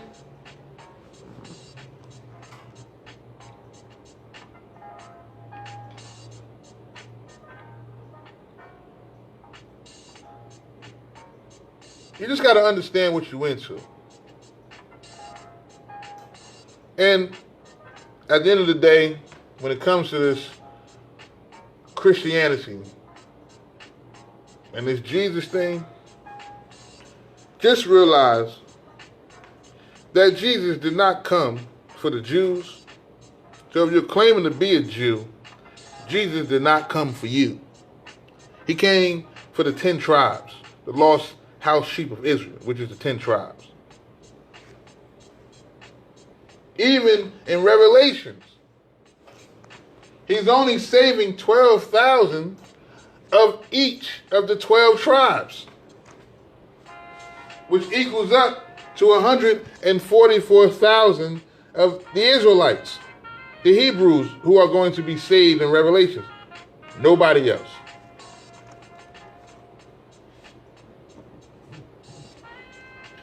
Now look, Paul, like this is what I'm saying, when we understand the story of the Assyrians carrying away the 10 tribes, the northern kingdom, who the Bible classified as Israel. It's a separation. You have, in one instant, when God talks about the smaller group, is talking about Judah. So when you read the Bible, you will see God separate Judah and Israel. Okay?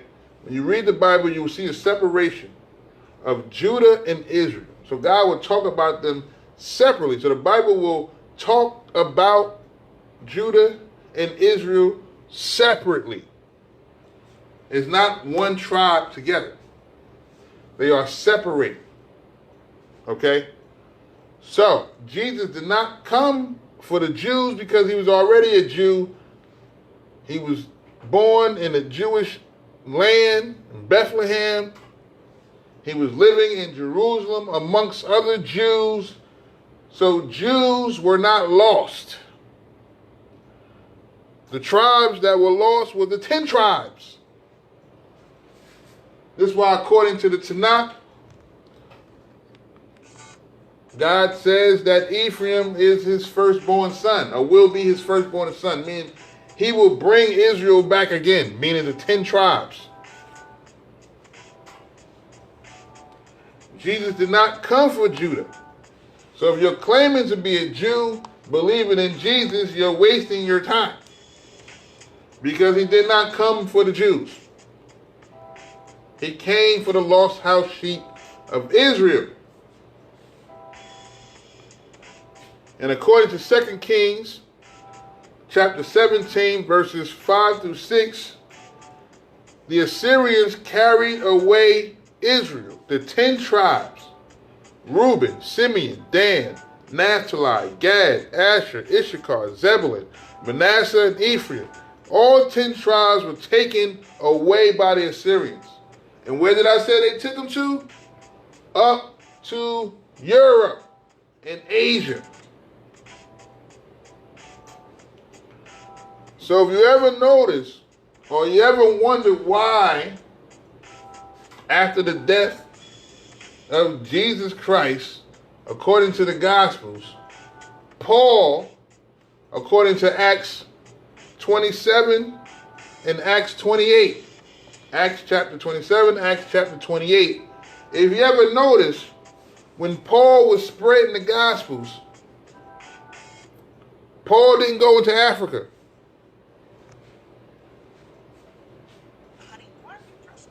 I'm going to say that again.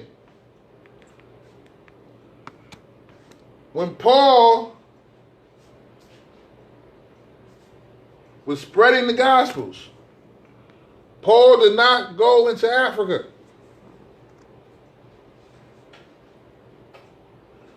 Paul stayed within the Mediterranean and was all into Europe and wound up in Rome.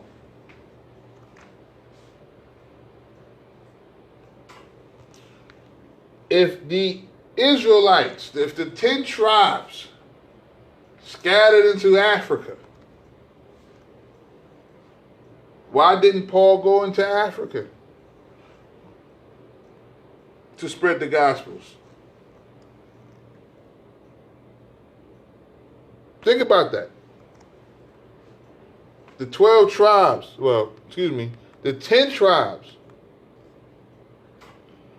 were never in Africa. According to the Bible, according to biblical geography, the 10 tribes were in Europe and Eurasia.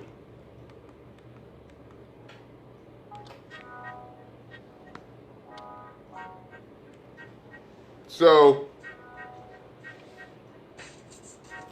even the Judites, they never went, the Jews never went into the interior of Africa. They never crossed over the Nile Valley River, according to biblical geography and context. This is why, according to Isaiah chapter 11, verse 11, when it talks about Allah, it talks about God recovering the scattered of Judah, recovering the Judites from the lands in which they were scattered to. It names each and every place where the Jews will be. And none of them is in the interior of Africa. None of them go past the Nile Valley River. So according to Isaiah chapter 11, verse 11,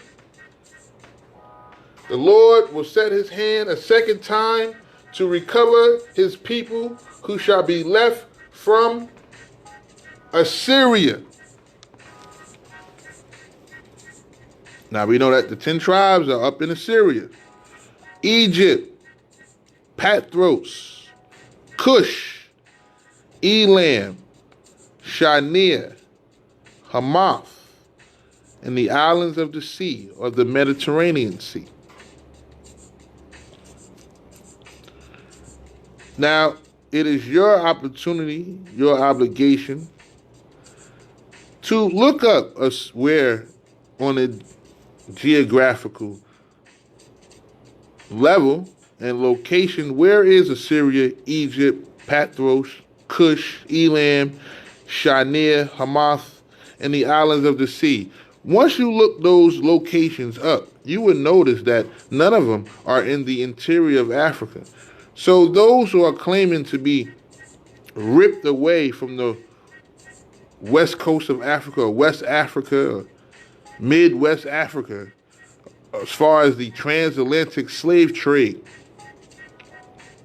who were taken by the Moors, sold by Africans, sold to the Americas by the Moors, those who claim to be descendants of African slaves brought to the Americas. When you look at exactly where they took these so-called African slaves from Africa and brought them to the Americas and the Caribbeans, mainly the Caribbeans in Brazil, none of those areas, which is called the Gold Coast, Ghana, Nigeria, those areas, you can look it up, the transatlantic slave trade, and look up their depiction of where they took these Africans from. It's nowhere near the biblical land of where the Israelites or the Judites would be at. Nowhere near. Matter of fact, West Africa was basically unknown to the biblical world. Unknown to the biblical world. So, this is why America, this is why Brazil, this is why Mexico, this is why the Caribbean, this is why places like this is not mentioned in the Bible. Even though the Bible mentioned Egypt, and Egypt still exists. The Bible mentions Assyria. Assyria still exists. Pathros, Cush, Elam. These places still exist today. They still exist today. Some of these places still hold the biblical names. Egypt, Assyria, Cush, Elam.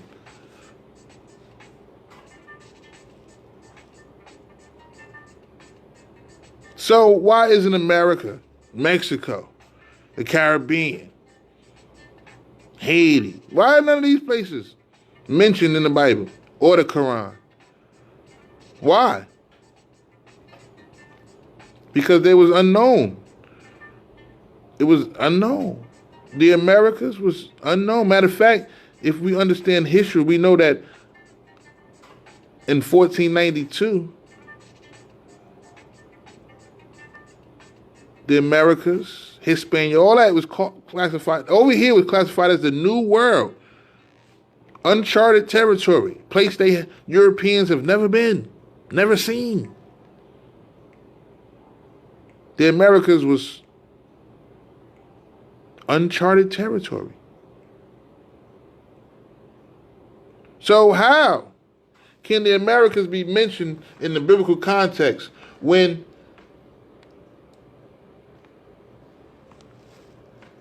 the Bible was already in circulation, already constructed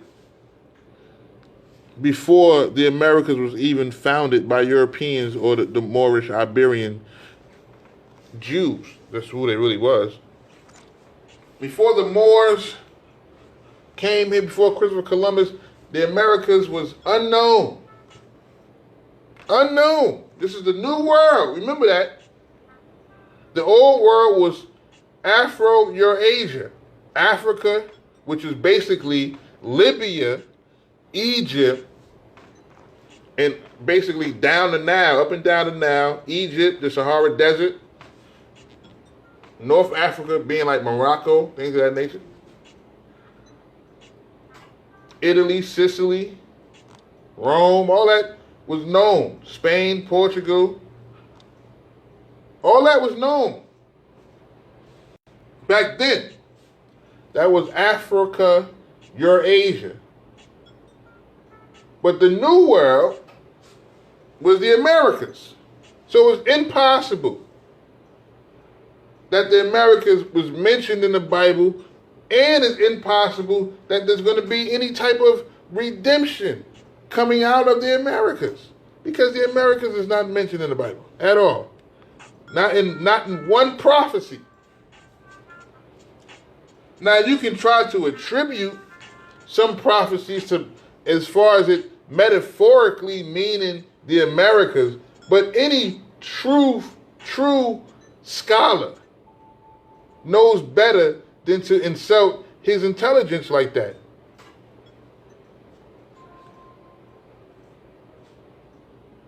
So, if you are an indigenous American, meaning you are an Aboriginal American, you're not from the Caribbean, you're not from Africa, you have no African family members, none of that. You are strictly from the American soil. Your grandmama, your granddaddy, or your great, all you know is your people is from this soil here called the United States of America. You are an Aboriginal Indian. And you're special, but I'm not going to talk about it right now. I have talked about it, and I'll probably bring it up at another time. But if you are a black American with no flag, no language, no culture, no identity,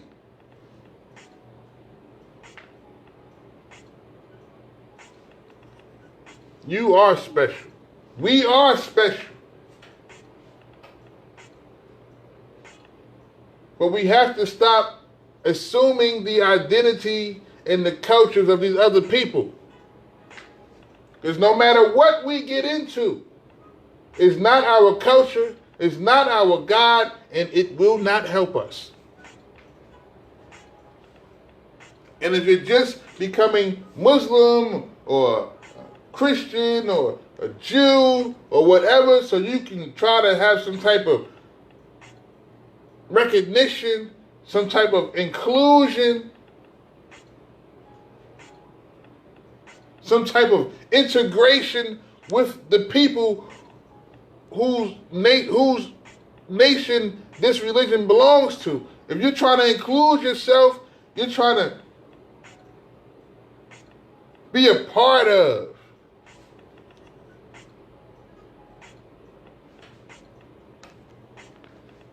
It's not going to work. It's never going to work. And as black Americans, I know it's a long shot to try to figure out our ancient traditions and cultures and language. I mean, please. It has been written out of the pages of history. They would never let us know who we was, because it's a power that comes with that. They're not going to do that.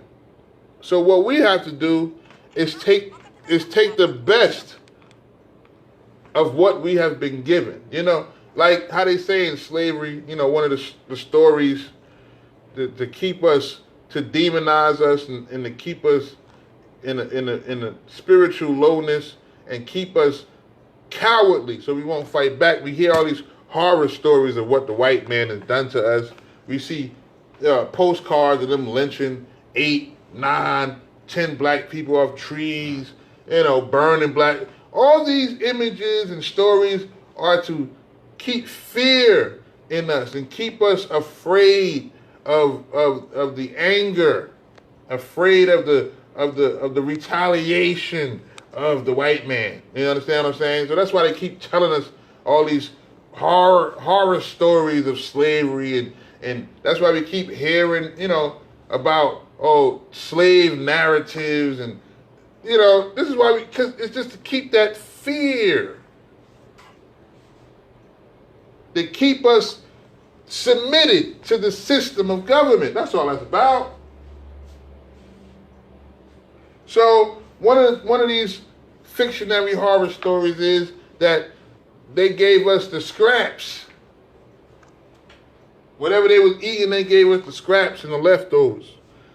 So we got the intestines of the pig and the butt of the pig and the feet of the pig, and we took those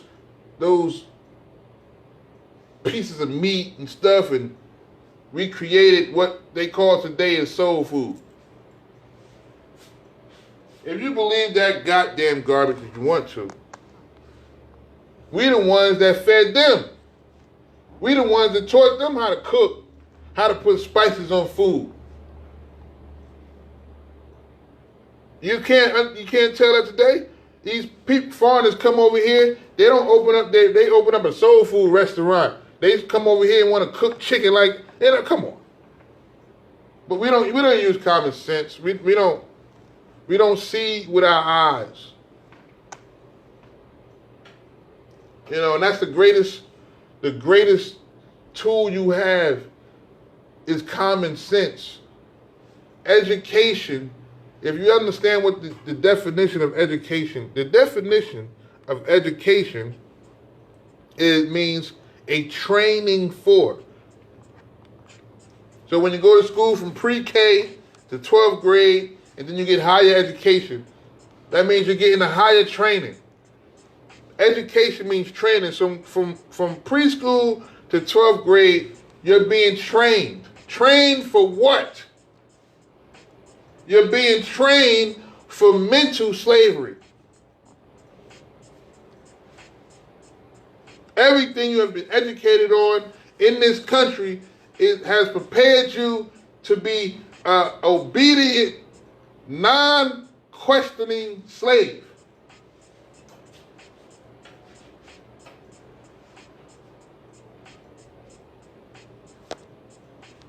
You won't question your religion. You won't question your government. You won't question your teacher.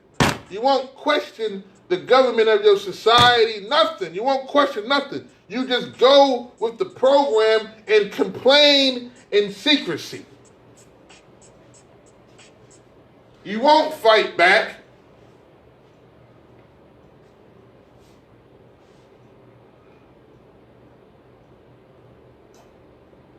So, we are the culprits of our own demise because we're not using intelligence. And you can throw this Bible away, you can throw the Quran, you can throw all these books away, but at the end of the day, what the Torah speaks of as far as intelligence, unification, family, taking care of your land ownership, there's certain things within these books that we can take the best parts of it and recreate a community, a nation, all for ourselves. We don't need the vindication or the approval of the Arabs, the approval of the Europeans, the approval of the Africans. We don't need that. And I believe if Black Americans will get it together, I think it will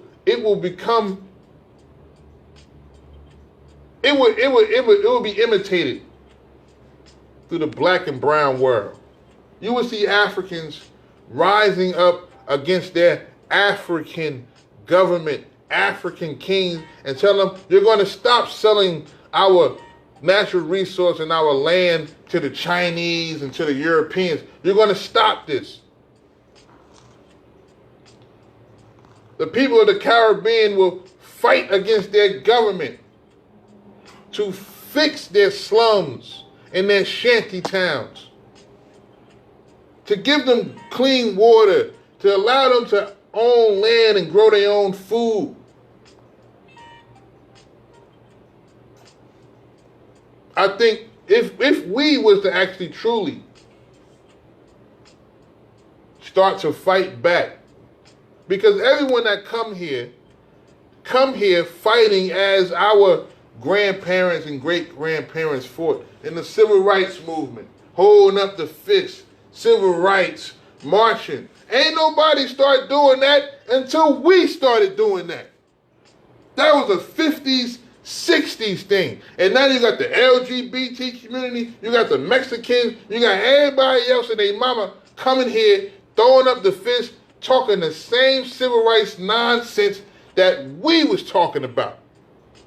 You got people in other countries rising up because they saw the Martin Luther King boycott, the We Shall Overcome the marches on Washington, the marches on Alabama and Mississippi. They watched that and they said, we're going to imitate and we're going to emulate what those blacks did in America. They challenged the whole government and they fought and they got their civil rights. Well, we don't got our civil rights, but that's not what they think. They think we got it.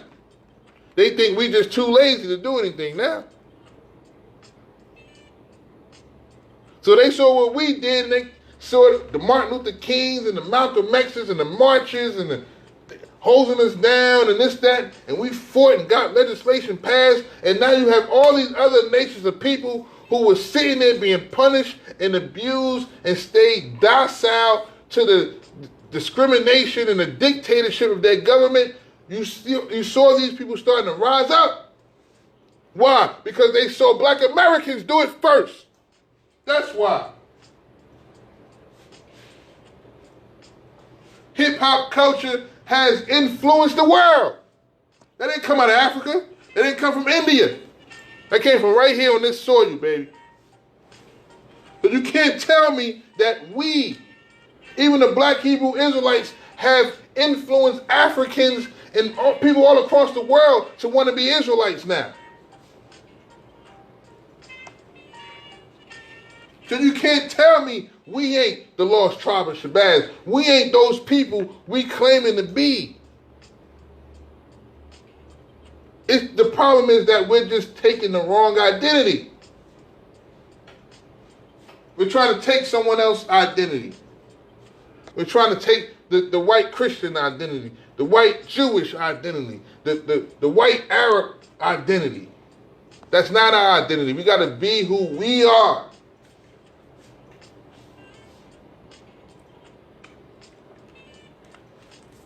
Everybody know you ain't supposed to be killing people that don't deserve to be killed. Everybody know you ain't supposed to be stealing stuff that ain't yours. Everybody know you ain't supposed to be wanting somebody else's life, somebody else's wife, somebody else's nothing. Go get it yourself. Everybody knows this stuff. The Torah is nothing but the natural law of life. It's nothing special. This is just common sense things. Honor your mother and father. Why wouldn't you? Take a day off from work. Don't work 7 days a week, every week for the rest of your life. How long you think you're going to live? You're going to burn yourself out. Take a day off every week. Give your land rest. Don't continue to plant. Rip up the land, plant, rip. You're not giving the chance for the land to rest. So when the Bible tells you to let the land rest every 7 years, why do you think we having a famine now?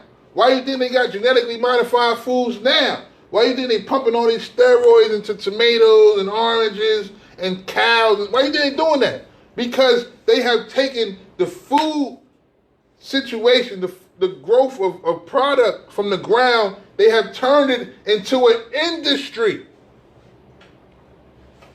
They are not growing food for the source of life. They are growing food for the source of money.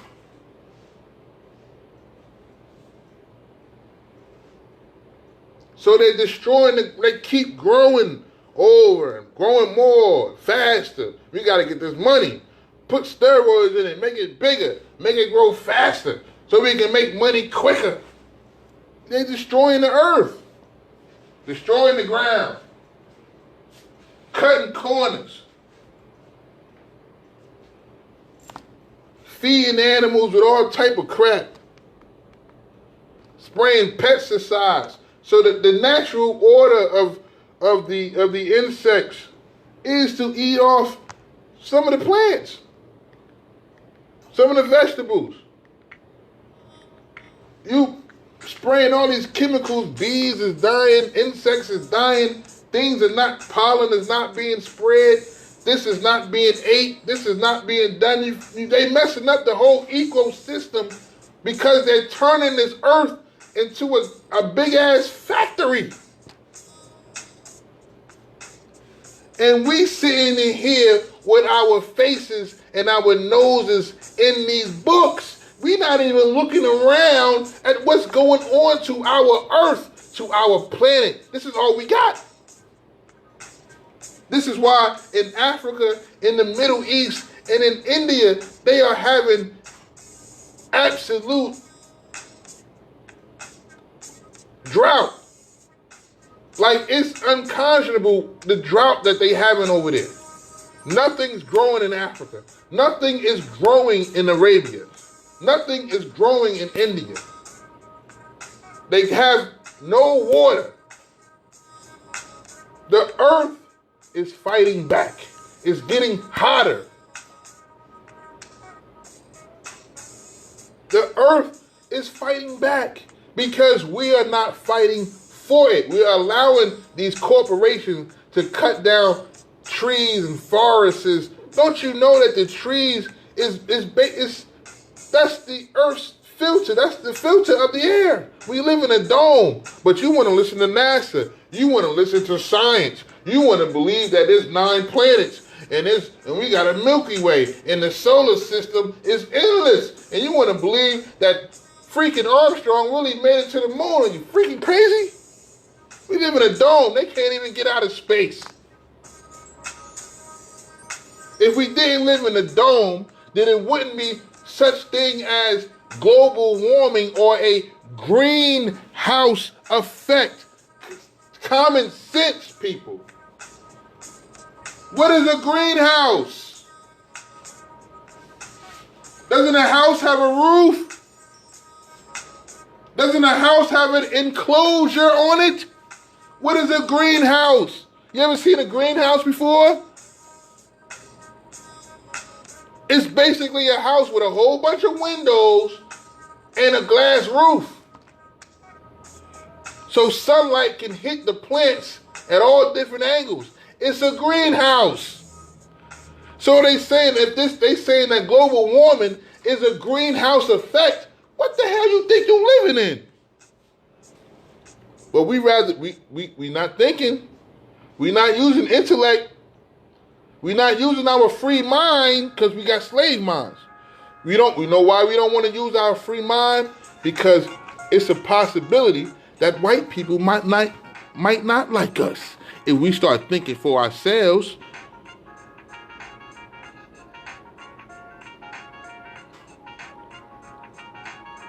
Now I want to learn how to speak Arab. I want to learn how to speak this. I want to learn how to speak Arab is the holy. No, it's not. Arab ain't no holy. Ain't no holier than Spanish. Spanish ain't no holier than Geese. And whatever other languages is out here.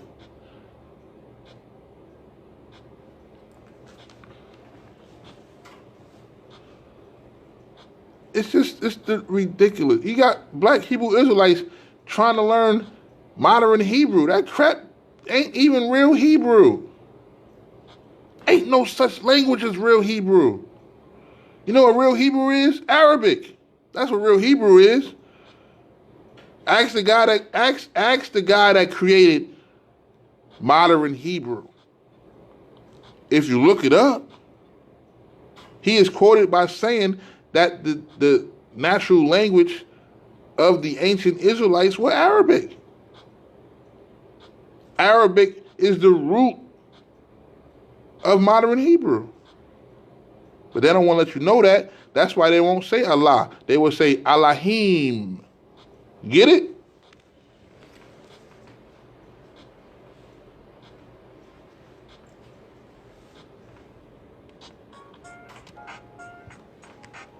But I just want to let my Christians know, my black Hebrew Israelites that believe in Yahweh Shawi HaMashiach, Jesus the Christ, that, you know, a lot of the black Hebrew Israelites, they have this chart, right, where they break down what tribe is who. So they figure Judah are Negroes in America. What they say? Levi, the Levites are Haitians. I think they said Benjamin is like Cubans or something. Some stupid breakdown they got. But if you ever look at that Israelite chart, you ever noticed, like, I think nine out of the 12 tribes on that chart that they created, or whoever created, 9 of the 12 tribes, I think, is like Hispanic or Spanish tribes. And I keep telling these black Hebrew Israelites that, well, according to this chart, the Spanish is going to take over your little movement. But, they don't care who they let in the movement. They just want numbers because they want recognition. They want, they getting recognition now. Maybe too much now. Now they label as terrorists, these black Hebrew Israelites now. They label as terrorists now because of that shooting in Jersey City, New Jersey. Killing them, killing that Orthodox Jewish guy or whatever. So now they calling the black Hebrew Israelites anti-Semitics or whatever. And, that's what they get, man. I understand the knowledge, but I don't classify myself as no Hebrew Israelite or black Hebrew Israelite anymore. Because I just seen, I believe that it would have been a beautiful movement, just like the NOI would have been a beautiful movement if greed didn't get into the play, if fear didn't get into the play, if prestige and people didn't want to step down from their podium, I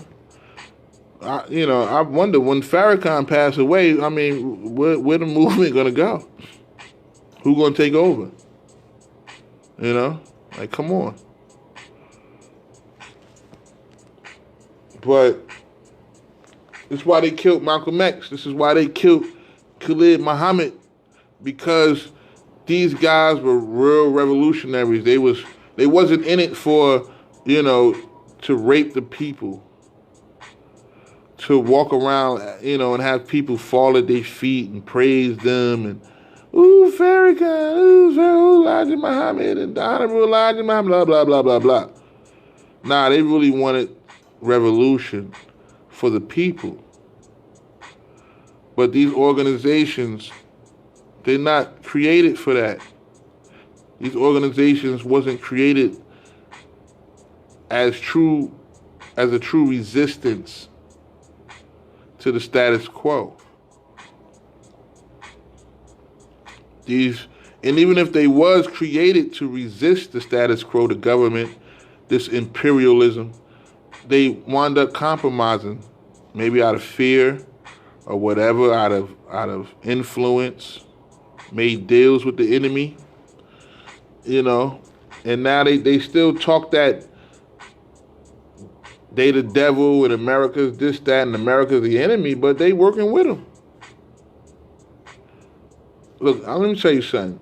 If you're an enemy towards America, I doubt if the White House is going to give you a permit to have 1 million people stand on their lawn while you talk shit about the government.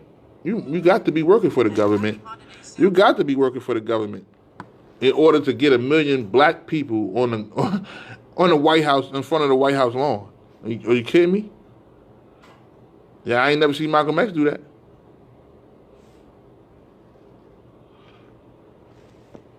So,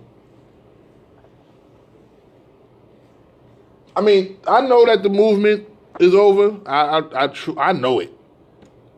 I know it. Like, I don't even have high hopes anymore. I don't have high hopes anymore for black folks actually, really uprising and really making, a difference for themselves. It's over. I see it's over. It's over. Unfortunately, and I mean, yeah, it's over. It's over. It's over. I mean, it's too much. When you have so much information, free information, public information, when you have so much knowledge, right? I mean, I'm on the phone. You know how much stuff I can research on this phone. Like, really. And it seemed like the more information is out here, the more dumber people get. The more it's like, when I was coming up, we didn't, it wasn't no computers and all that, cell phones. We didn't have all that. So, and I came up in the 90s. So it wasn't that long ago. We had beepers. That was the coolest thing. There were no cell phones. I mean, if you wanted to look up something, you had to go to a library and open up an encyclopedia. You wanted to find out some information. Now it's like, oh, God, I don't want to sit and be reading all this. So, it was, the whole problem was from, back then, early 2000s, 90s, 80s, 70s, 60s, 50s. It was just like, we don't know who we are. We don't know where we're from. We don't know our language. We don't know this. We don't know that. They're withholding information from us. That was the biggest thing. They're withholding information from us. They're not telling us who we are. They know who we are. They're not telling us. So they're withholding information. This is why we're ignorant. Because they're withholding information. Now, we got all this information.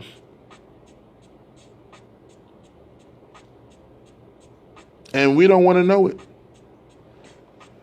You have somebody come, hey brother, hey sister, see this is what's going on, right? Blah blah blah blah. Nah, I don't want to hear it. No matter what you say. It's like, it's so bad. Like, people are so easily mentally controlled. Like I said with this Trump situation, right? And his impeachment. First, I tell people that Trump is a real president, according to the Constitution. He's an actual president. Obama, Bush, Clinton, none of them were actual presidents.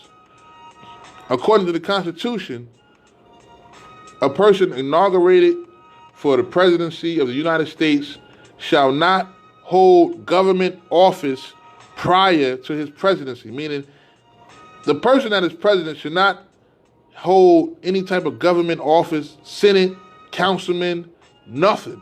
He shouldn't even be in politics. The president should be a person who comes from among the people, because the people are the ones who elected him, not the electoral college vote, which that's who votes, that's who put presidents in play. Not your little ass vote. Your vote is tallied up as the popular vote. So you got the popular vote, which is everybody that vote in the country, and then you have the college electoral vote, which is basically the next runner-up as the next, who's going to be the next CEOs, the big bankers, the big businessmen, who they want to see in power. So presidents are elected through the electoral college vote, not your black vote. Okay? So that's how they got you. They said your black ass can vote, and then they basically canceled your vote. So like I said with this Trump thing, most black folks don't like Trump because white people tell them not to like Trump. That's the only reason why they don't like Trump. Oh, he racist. He oh my God. What ain't racist in America? Are you kidding me? This president has helped black people more than the black president that we had, than the white president we had before that, or the white president we had before that. You have no idea what this man, don't you know that this immigration, this asylum-seeking people that's coming to this country from all over the world, where do you think they putting them at? They're not putting them in the suburbs to displace white people, to move in their homes, and white people have to move out, find somewhere else to live. No. These people are coming from their countries straight into the inner city. They come from their countries, open up businesses straight in the inner city. They come from their countries, coming straight to America, getting jobs before you. This is the same thing that happened in the early 1900s, man. When they brought 20, 30, 40,000 Europeans to Ellis Island. Brought Asians and Japanese and Chinese to Angel Island on the West Coast. It's the same thing they did after the dawn of slavery, after 1865. What did they do? They brought nothing but Italian and Polish and Germans over here and Irish over here and gave them the factory jobs.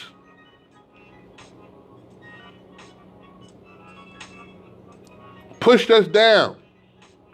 And these immigrants coming from these other countries came with their criminality. That's when you got the Jewish mob, Murder Inc. You got the Italian mob, mafiosos, the La Costa Nostra. You had the Russian mob, KKK, all these immigrants. These immigrants are who created these mobs, these mafias, these criminal organizations.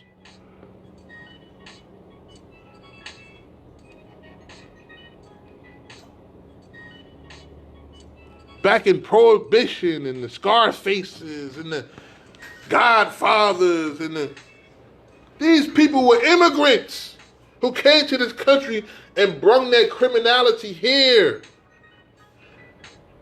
And now these people who came over here as criminals has now established themselves as legitimate businessmen and women, opening up corporations and stuff. What about my grandmother and grandfather and grandparents who worked? What'd they get? Crack? Slums? Why do you think they moved all the factories out of the inner cities when the great black migration was going on between the late 1800s and early 1900s all the way up to the 1970s, when we had the Industrial Revolution?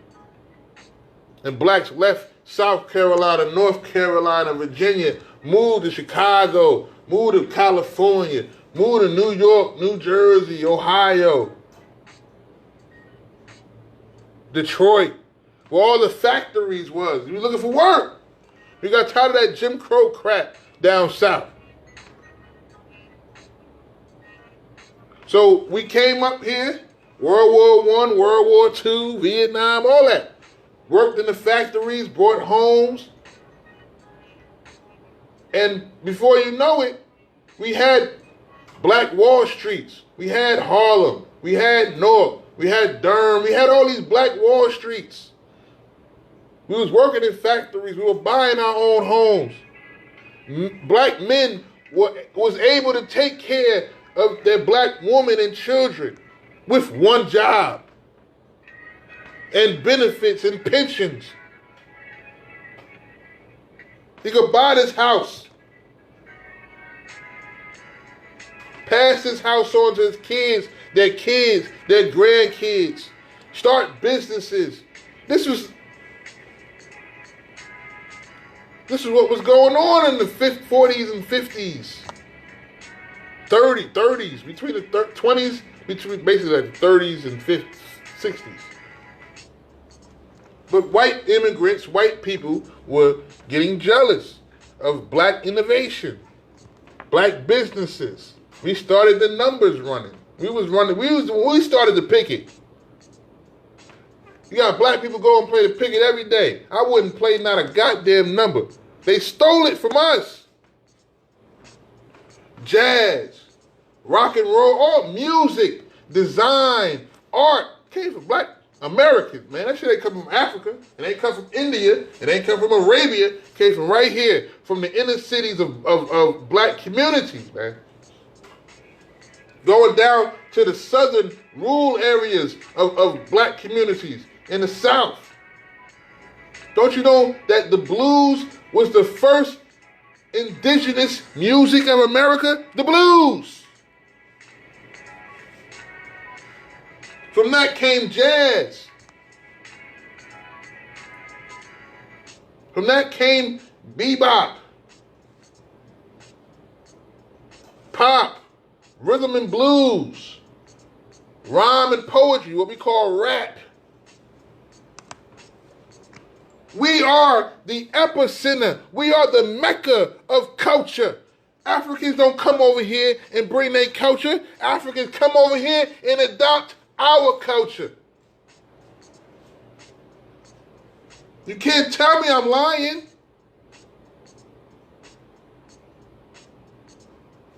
But because black Americans don't want to accept our originality as being the originals of this land that we are standing on, we're not going to fight for it. We're not going to look at these people coming to this country as invaders. And we're not going to fight to stop them from taking over our communities, taking our neighborhoods, getting into politics, getting into business, getting into real estate, and cutting us out. The Europeans did it 80 years ago when they came over here through the shore, came to the shores of New York. The Polish, the Irish, the Germans, they did it to us. Now they own the factories. Now they own the businesses. Now they running the police stations and the fire stations. Now they giving out the loans and the insurance and all this stuff. We ain't got nothing. Now they letting Jamaicans and Haitians and Mexicans and Brazilians and Venezuelans and Africans over here. They're going to do the same thing because they doing it right now. When the African come over here, he opened up an African church for his African people. When the Haitian come over here, they open up a Baptist Haitian church for their Haitian people. When Spanish people come over here, they open up their Catholic church for their Spanish people. Matter of fact, I was driving through Newark today in my old neighborhood. I'm from Vailsburg, the Vailsburg section of Newark. And this old Catholic church, we used to throw stink bombs at the church when I was a kid. It's now an Ethiopian Orthodox church for Ethiopians.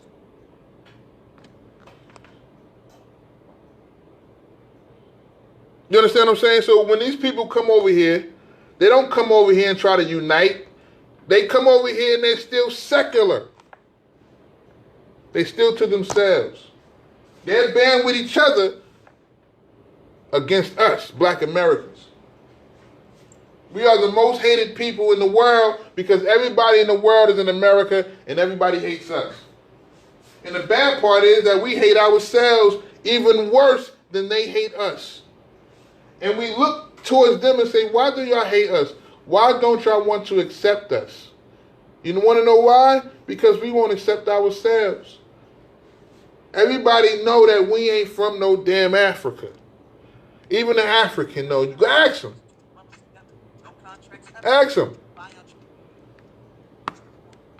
And if he say you wasn't African because he want to feel superior to you, because he wants you to feel like he's better than you. I know where I come from. I know what country I come from. I know what my language is. That's what they're saying. But they know you ain't no African. They know it. They know it when they come over here. They know it. You know it. When you look at them, you know you're not them. And they know they not you. But our problem is that we're colorblind. This complexion thing has been played on us so much. We think all black is the same black. Black ain't even the same black in Africa. Africans don't get along and they all black. They know the difference between each other's tribes and country. Nigerians are running down into South Africa because of all, Boko Haram and all the war, the jihad is going on. Don't you know them South Africans are killing them Nigerians?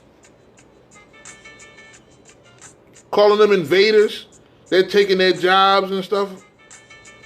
That's going on in Africa. You think Africa is all united?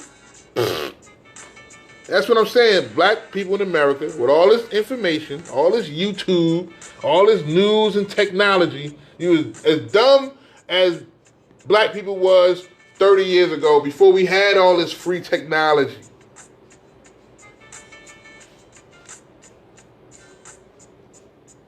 So, you know, I understand Jesus, man. I understand Jesus. Jesus, I'm like Jesus. I'm more Christ-like than most Christians. And definitely when I'm speaking to my Muslims, because definitely my Sunni Muslims, I got to say this to my Muslims and my Muslimas. You know, me personally, I'm not a Sunni Muslim. I don't follow no prophet. I'm a Hanif. And if you don't know what a Hanif is, you should look it up. Because if you do, once you look it up, you might want to convert to that too yourself. It's the safer way to be. It's a safer way to practice Islam. So a person might ask, are you Muslim? I say, no, I'm a Hanif. I'm a Hanifa. So you look it up if you want to, you know, if you're Muslim, you should already know what a Hanif is. It's not a practice. It's a way of being.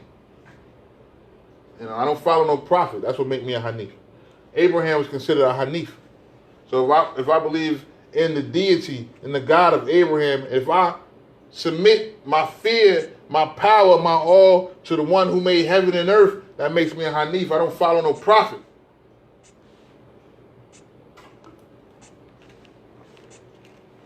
That's our problem. We want to be followers instead of leaders.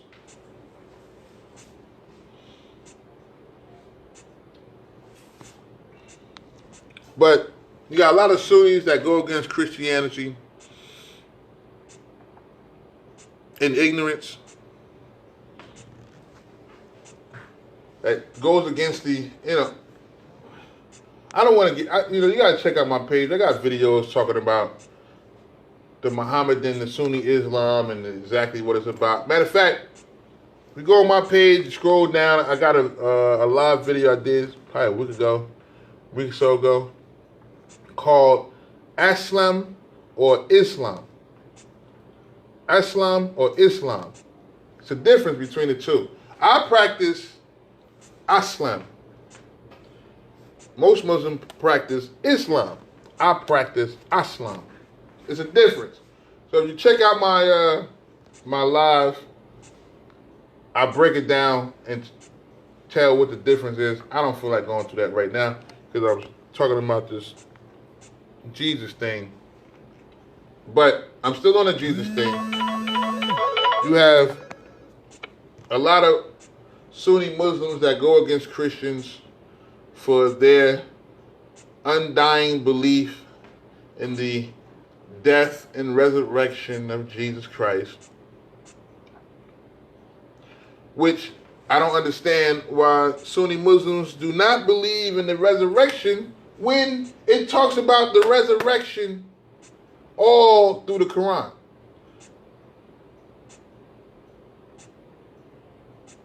It talks about the day of resurrection.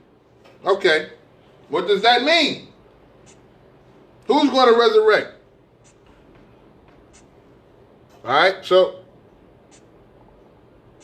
you can't really go against a Christian about their idea of a resurrected prophet or savior when there's countless ayats about resurrection or the day of resurrection. Okay, so somebody is being resurrected. Something is being resurrected. Second thing, if Jesus was a fictionary character, if he wasn't real, if his legacy wasn't true, then he shouldn't be mentioned in the Quran in the first place. And Jesus is mentioned, and Mary, his mother, is mentioned in the Quran. Jesus' name in the Quran is Isa. Isa. So a Sunni Muslim cannot deny the legacy of Jesus Christ. According to the Quran, a Muslim makes no distinction between the prophets, meaning that you should accept all prophets or no prophet. Third thing, Sunni Muslims disrespect Christians because their belief in Jesus, because they are Christians claim to try to be Christ-like. I want to show you the hypocrisy and contradiction in the Sunni Islamic ridicule of Christianity. First of all, what do Sunni mean? Sunnah in Arabic means habit. So if you are a Sunni Muslim, who are you keeping the habit of? Because the damn show is not a lie. So who are you keeping the habit? Say it again, say it for the people in the back. Muhammad. You are keeping the habit of Muhammad. Peace be upon him, the Prophet Muhammad. Some of y'all, most of y'all don't, because if true Muslims keep the habit of the Prophet better than Muslim men do, because at least Muslims, when they go to the bathroom, they pee sitting down. Muslim men don't want to sit down. But that's how the Prophet Muhammad, he peed sitting down. So if you want to be a real Sunni, you better start peeing sitting down, brother. All right? Okay, second of all, the next thing is Jesus claims in order to be his disciple, okay? What is a disciple? In order to be with him, his follower, of his congregation, of his fold, in order to be his disciple, you must give up all your worldly possessions. We went over that, right? Pick up your cross and follow him. Jesus says, pick up your cross and follow me. Follow. Follow? Get it? Follow. To follow. Imitate. Tag along. Right? What is a Sunni? To keep the habit. To follow. To imitate. To tag along. To be like. To walk like. To act like. So both Christian and Sunni Muslims follows, acts, keeps the habit of a mortal person that died. Okay, now. Sunnis follow Muhammad. Christians follow Jesus. What's the difference? What's the difference? I mean, if Sunnis believe in what they in their Quran, and it states that they make no distinction between the prophets, then what's the problem? What's the problem? If really Christians are basically Sunnis. They're Sunni Christians. They follow the habit of Jesus Christ. A Sunni Muslim follows the habit of Muhammad. So what the hell can a Muslim, a Sunni Muslim, how can you condemn a Christian? How can you do it? Christians ain't nothing but Sunni Christians. They follow the habit of Jesus Christ. A Sunni Muslim follows the habit of the Prophet Muhammad. So how are you a Muslim, Sunni Muslim, condemning a Christian for following the habit of Jesus when you follow the habit of Muhammad, neither one of you are following the law of Allah. Neither one of you. Neither one of you. You sitting here trying to be like Muhammad. You sitting here trying to be like Christ-like. Neither one of you are following the law of Allah, the law of God. None of you are being obedient. That's what I thought Muslim meant. To be Islamic means to submit. Who you submit? You submitting to Muhammad. You're not submitting to Allah.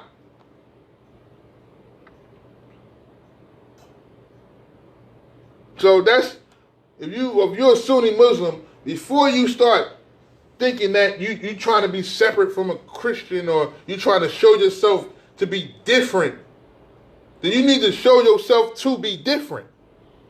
Because if you're following Muhammad, you ain't doing nothing no different than a Christian that follows Jesus. No different. Because truly, we all are supposed to be following God.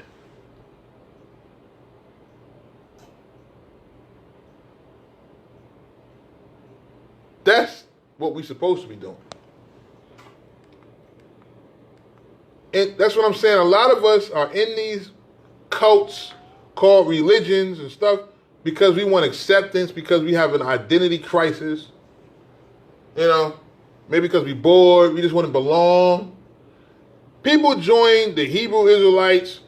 People join Sunni Islam. People join Baptist, Protestant, Methodist, Jehovah's Witness for the same reasons that people join the LGBT community. People join the Bloods, the Crips, the Vice Lords, the GDs. It's to belong. It's to be a part of. It's to have some confidence in yourself, because without that attachment, you don't know who yourself is. You have no knowledge of self. So you join an organization or a group so you can identify with others, which gives you this false identity of self. And then you be part of these religions, these cults that you really don't know nothing about. You're not really trying to scholar the truth of what you're into. You're just happy to be into it. It's like a gang. Gang, gang, gang. It's like they be on a rap. Gang, gang, gang. And that's all you're a part of. The Christian gang, the Sunni gang, the Black Hebrew Israelite gang, the Black Jewish gang, the 5%er gang, the Moorish gang. It's all gang, gang, gang. You're the Republican gang. You're the Democratic gang. You're the conservative gang. You're the Pan-African gang. You're the Aboriginal gang. We ain't African, whatever.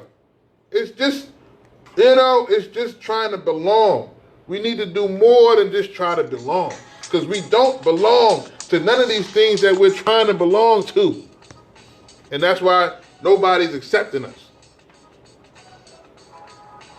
Like I said, when it comes to Jesus and who Jesus really came to save, he only came for the lost house sheep of Israel, who were the 10 tribes, not Jews. So for my Hebrew Israelites that love that idiotic chart, whoever made that chart, I have no idea who made that chart, but whoever made that chart, it's Negro, that one little Negro. It says Judah right at the top, Judah, then it says / Negro, which is I did a video on that too. But, people don't want to hear truth. They just want to belong. So if what I'm saying goes against whoever they belong into, whatever camp or whatever organization, whatever clique they belong to, now what I could be saying makes total sense. But because their peers, their co-defendants don't agree, they don't want to be the free mind and say, yo, what this brother's saying make a lot more sense than what y'all be talking about. They're not going to say that because they don't want to be the black sheep. They don't want to be cast off, cast out. Now they ain't got no crew. They ain't got no brotherhood. They don't belong. But the strong stands alone just like the truth.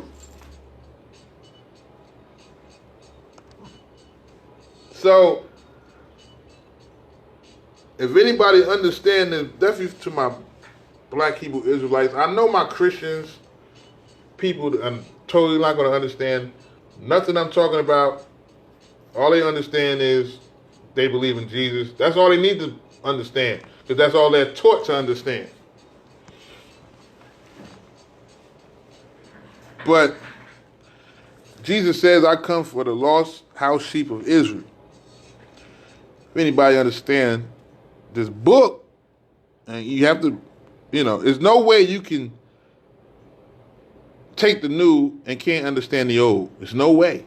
There's no way that you can be a Muslim, and there's no way that you can read the Quran and quote the Quran and not ever read the gospel or ever read the Torah. There's no way that you're going to understand the Quran if you never read those two books. That's why the Quran, within the Quran, is within the surahs and the ayats, it tells you to be well versed in the Torah, the Gospel, and the Quran. They call it the Torah, the Injil, and the Quran, because the Quran stems from both the Gospels and the Torah and the Tanakh. It has all the characters from the Old Testament and New Testament in the Quran. The Quran is not a book created all of itself. It's the third of two. You understand what I'm saying? So if a Muslim don't know nothing about the Bible, Old, New Testament, if they can't go into that Bible, like I can go into the Bible, go into the Quran, if they can't do that, they're not even following their religion correctly. They're just in it so they can say I'm with them against them. I'm a Muslim against Christians and Jews. That's all they want to be a part. They want to be accepted. That's it. They have no idea. They think, okay, I go to masjid, I pray 5 times a day, I say my little sayings and assalamu alaikum and whatever.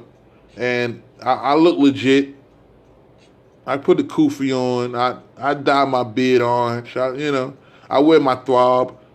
I look legit. Put some oil on. I play the role, but they ain't really in it to be in it. But my Hebrew Israelites, because I know y'all be reading. Maybe not understanding, but I know y'all be reading. Jesus only came for the house of Israel, which is the 10 tribes, the northern kingdom. He did not come for the Jews, the Benjamites, or the Levites. Why? Because he was already born in Bethlehem, Judah. The Jews were living in Jerusalem. Those who decided to return from Babylon in the days of Ezra, and there was 2 exodus out of Babylon. One with Ezra and the other one with Jerusalem. And you can read this in the book of Ezra. So the Jews, being in Judah, the tribe, that's what Jews mean. It's only speaking of one tribe, Judah. Benjamin and Levi returned to Jerusalem to build the second temple. Okay? Second temple was built. Fast forward. We have the Greeks who came, conquered Jerusalem, and that's what gave rise to the Maccabees, right? The Maccabees used guerrilla warfare, beat the Greeks, dedicated the temple, right? We about to have Hanukkah, right? Hanukkah is what, Sunday? So they only had a little bit of oil to light the candle. They put this little bit of oil in the candle, and it lasted for 12 days, something like that. So Hanukkah is some rabbinical, rabbi Zionist crap that ain't got nothing to do with the Torah. It's just some tradition they made up or whatever, based off the story out of the Apocrypha, which First Maccabees is the only book in the Apocrypha that was supposed to be written in Hebrew. So that's actually the only book I even consider. But anyway, point is, the Maccabees beat the Greeks off. Okay. Then, you had the Zealots, and then later going on down the line, then the Romans came in, right? And conquered Jerusalem, right? And that's when they put an Edomite as king over Jerusalem. This Edomite's name was King Herod. And King Herod's family, they were all Idumea. They were all Edomites. King Herod converted all of Edom, all of Edom. He converted them into the Torah. So that's why when you read the book of Obadiah, it talks about Edom in conspiracy with the Greeks and the Romans against the Jews. How were they able to do that? Because basically the Edomites and the Israelites were basically the same people. They kept the same tradition, Torah. So King Herod expanded the second temple, beautified the second temple, created other monuments within Jerusalem. In history, he wound up dying. His son took over. Now, within this history is the cultivation of the gospel, which states that King Herod wanted to kill Jesus when Jesus was born. So this is when Joseph hid Mary and Jesus. They ran into Egypt, right? King Herod died. Then it was told to Joseph that he could return back to Bethlehem or whatever. Okay? You get it, right? Okay. So, later on, according to Matthew chapter 15, verse 24, Jesus specifies that I am only sent. I think a Canaanite woman or someone came to him looking for help. He says, I am only sent to the lost house sheep of Israel. Who was the lost house sheep of Israel? Well, we know it's not the Jews because they wasn't lost. They were in Jerusalem. They were in their respected cities and towns. Okay? Well, how do we know that?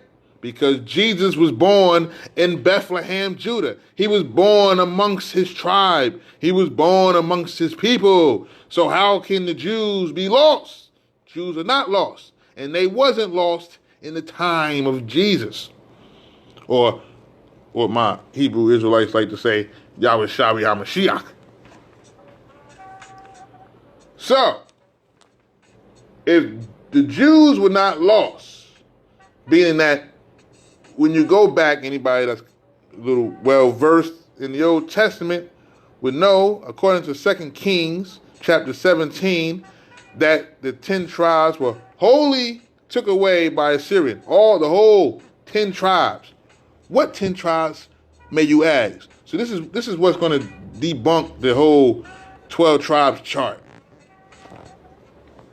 Because majority of that chart is Hispanic. So if you want Hispanics taking over the Black Hebrew Israelite movement, continue to promote that chart, will you? Because they're taking over anyway. All right. So the Northern Kingdom, 10 tribes, consist of Reuben, Simeon, Dan, Naphtali, Gad, Asher, Issachar, Zebulun, Manasseh, Ephraim. 10 tribes. Those are the tribes that were taken away by the Assyrians. Where did the Assyrians take them to? A place called Halah, Gozan, Medes, and the Harbor River. This is 2 Kings chapter 18, verse 11. Where are these places? Basically, they're like going up towards Europe, Asia. So the 10 tribes are nowhere in Africa. No, according to biblical geography, the 10 tribes are nowhere near Africa. Okay? This is why the Ashkenazi Jews, those that came from the Black Sea, Caspian Sea, the Khazarian Empire, right? Came from the Caucasus of the mountains and the Black Sea, right? This is why they justify themselves as, they have more of a justification to claim to be Israelites. Now, maybe not Jews. I would challenge them on their claim to be Judah. But they can claim to be Israelites.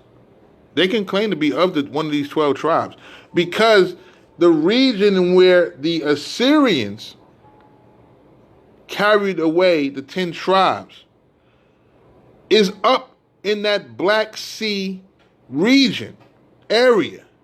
So, it's not far-fetched to say, hey, these nations of people traveled up into Europe, traveled up into the Khazarian Empire, up into the Black Caspian Sea, and mingled with some of the natives of Europe.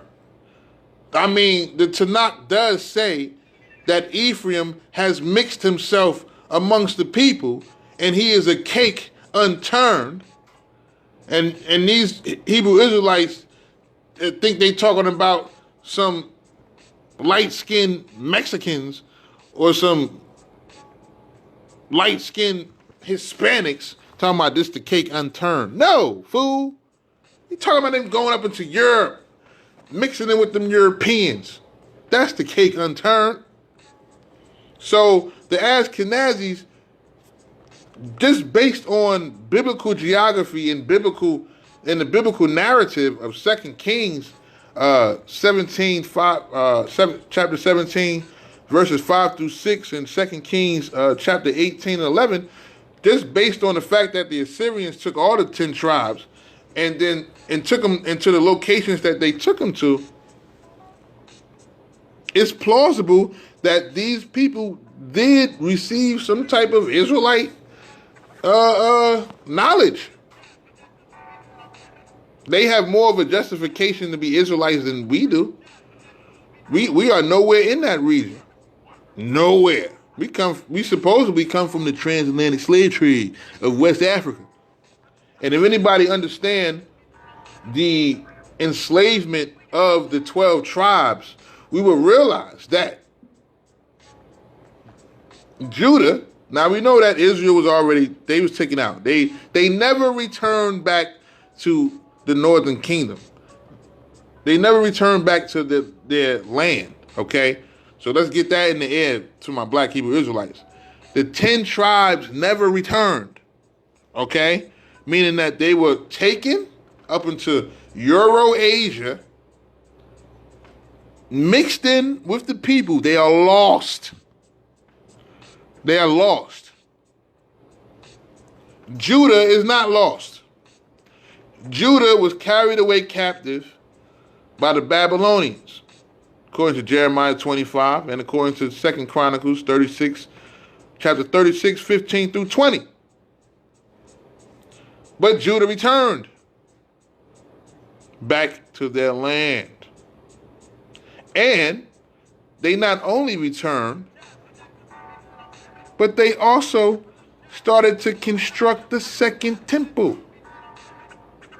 and dedicated the temple. Then Ezra came, who was a scribe and well-versed in the law of Moses, and he rewrote the Torah and dedicated it to the temple. So, Jesus was born in Bethlehem, Judah. Jesus knew he was a Jew. Jesus lived among Jews. So the Jews wasn't lost. So when Jesus came, he came for the lost house sheep of Israel, who were the what? 10 tribes. So anyone claiming to be Judah, talking about Jesus gonna come save you, you a damn fool, and you don't understand what you read. You have a real bad sense of conceptual understanding. Really. And then you're promoting this crap and you're making other people ignorant with your ignorance because you don't know what you're talking about because you don't know what you read. So when Jesus came, Jesus did not come for the Jews. Jesus came for the lost house sheep of Israel, the 10 tribes who were taken away long time ago by the Assyrians. And if you ever look, if you read Acts chapter 27, chapter 28, and you look at the route that Paul took when he was spreading the Gospels, Paul never went to Africa. Paul was all up in Europe, all in the Mediterranean.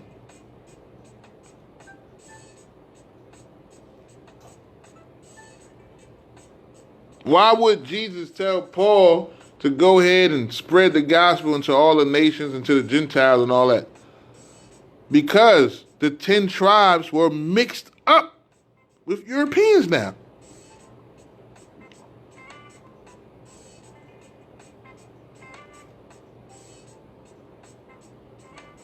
That's something that your pastor, your preacher, your camp leader, they're not going to talk. They're not going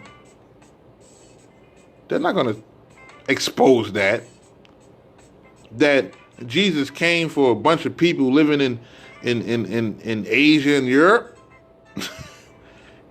He didn't come for the token black people of America. He didn't come for Africa. That's why Christianity is a European religion.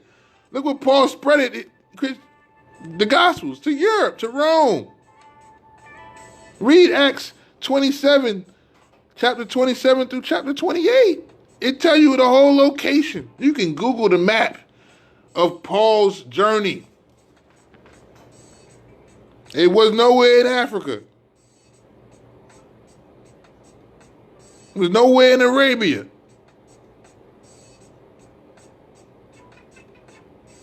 And this is why, even when it comes to Judah, and after the event of 70 AD, when Emperor Titus destroyed the second temple, sacked the temple, because unfortunately, a lot of my black Hebrew Israelites don't understand is, with all this money being circulated in the black Hebrew Israelite movement here, which is millions of dollars, if you was truly an Israelite, if you was truly a Hebrew, you would have established a central bank. Hebrews are bankers.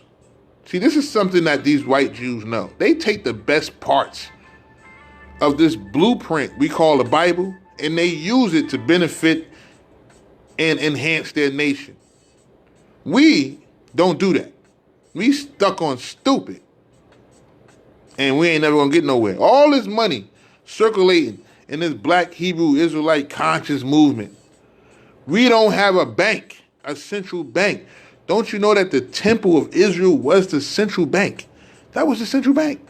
Black Hebrews don't have a bank. That's why I never buy nothing, no clothing. I would never buy clothing or fringes because the Torah says to make your own. You don't have somebody else make your fringes for you. It's personal. When you make your fringes, it's personal because it's a personal obligation to Allah, to the God of Israel. And I say Allah, and a lot of black Hebrew Israelites get offended and want to call me a rock worshiper, Muslim and stuff. First I tell, because I just got in a discussion with this Hebrew Israelite about, he called me a rock worshiper or whatever. First he called me a rock worshiper, and then he called me a pedophile, and I'm going to tell you how I ripped him up. And he ain't said nothing after that. I said, first of all, the Israelites, the Hebrews, worship rocks too. And I gave him all the scriptures where it characterized the God of Israel as a rock. A rock. Okay? A rock. For the Lord is my rock and my shield. For you have forsaken, Deuteronomy chapter 31, I believe. You have forsaken the rock who made you and the God who formed you. And there's many more. So I broke all that down to him. And then he tried to say, that's a metaphor. I said, okay, now we want to say it's a metaphor. Okay, it's a metaphor. All right. I said, so it doesn't say in the Quran, it doesn't tell Muslims in the Quran to worship a rock neither.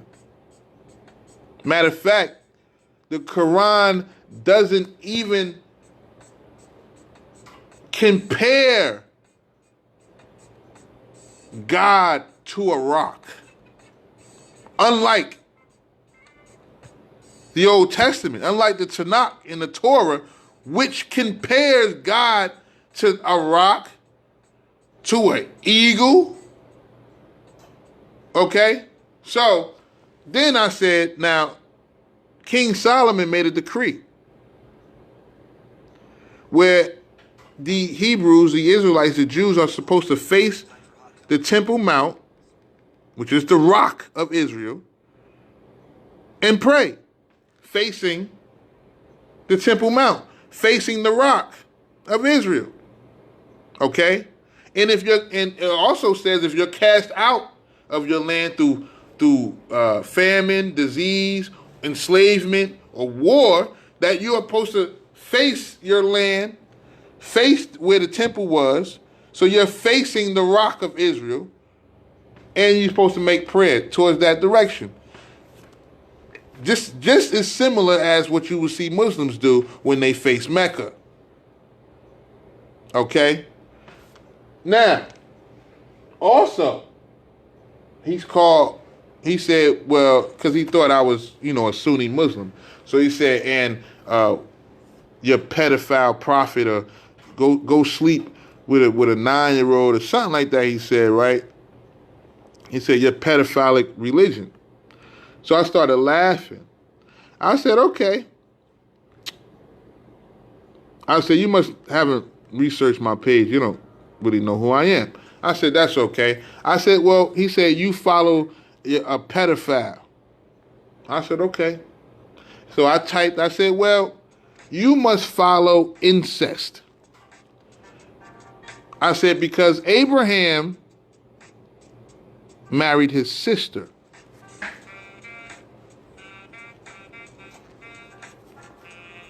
I said, Isaac married his mother's and father's niece, Rebecca, who was his cousin, first cousin.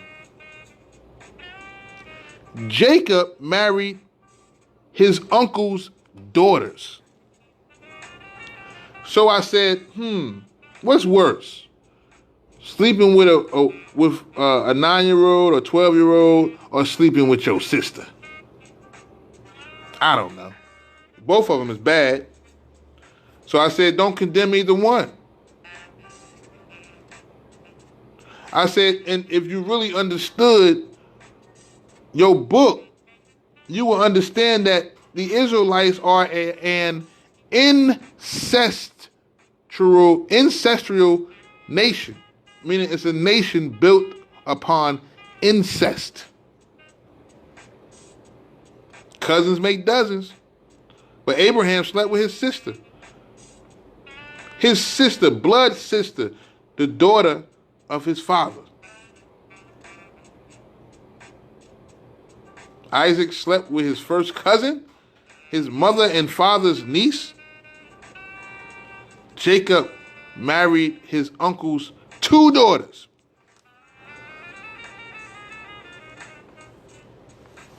So I'm like, what you got to say there, brother? He ain't had nothing to say after that. Now you want to call, I'm retarded, I'm stupid, I'm this and that. Now you want to insult me.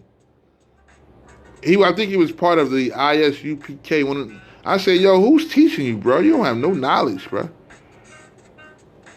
None whatsoever. I'm like, I feel sorry for your mama, boy. And that's the problem. These people are just followers of cults. They're not scholars of truth or religion. So they would come at you like that. I mean, I could have ripped them even more. I could have showed them in 2 Kings chapter 22 and 3. That's where the first Muslim was mentioned. Not in the Quran. The first Muslim is mentioned in the Old Testament. I could have ripped them on that. I could have showed them where Islam is considered the Torah. Islam is the Torah. And I could show you in the Old Testament.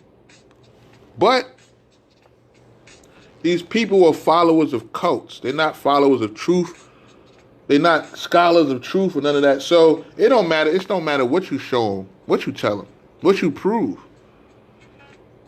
They are already trained idiots. They're not free thinkers. They're not free. To be free is to be mentally free. We all are enchained in our bodies. We are enchained in this realm we call life. But intelligence, man, that's what makes the difference. That's what separates mice and men, I guess. It's your intelligence, man. And if you're not willing to use that, I mean, the Creator created the world through his own intelligence. So intelligence is the absolution of life.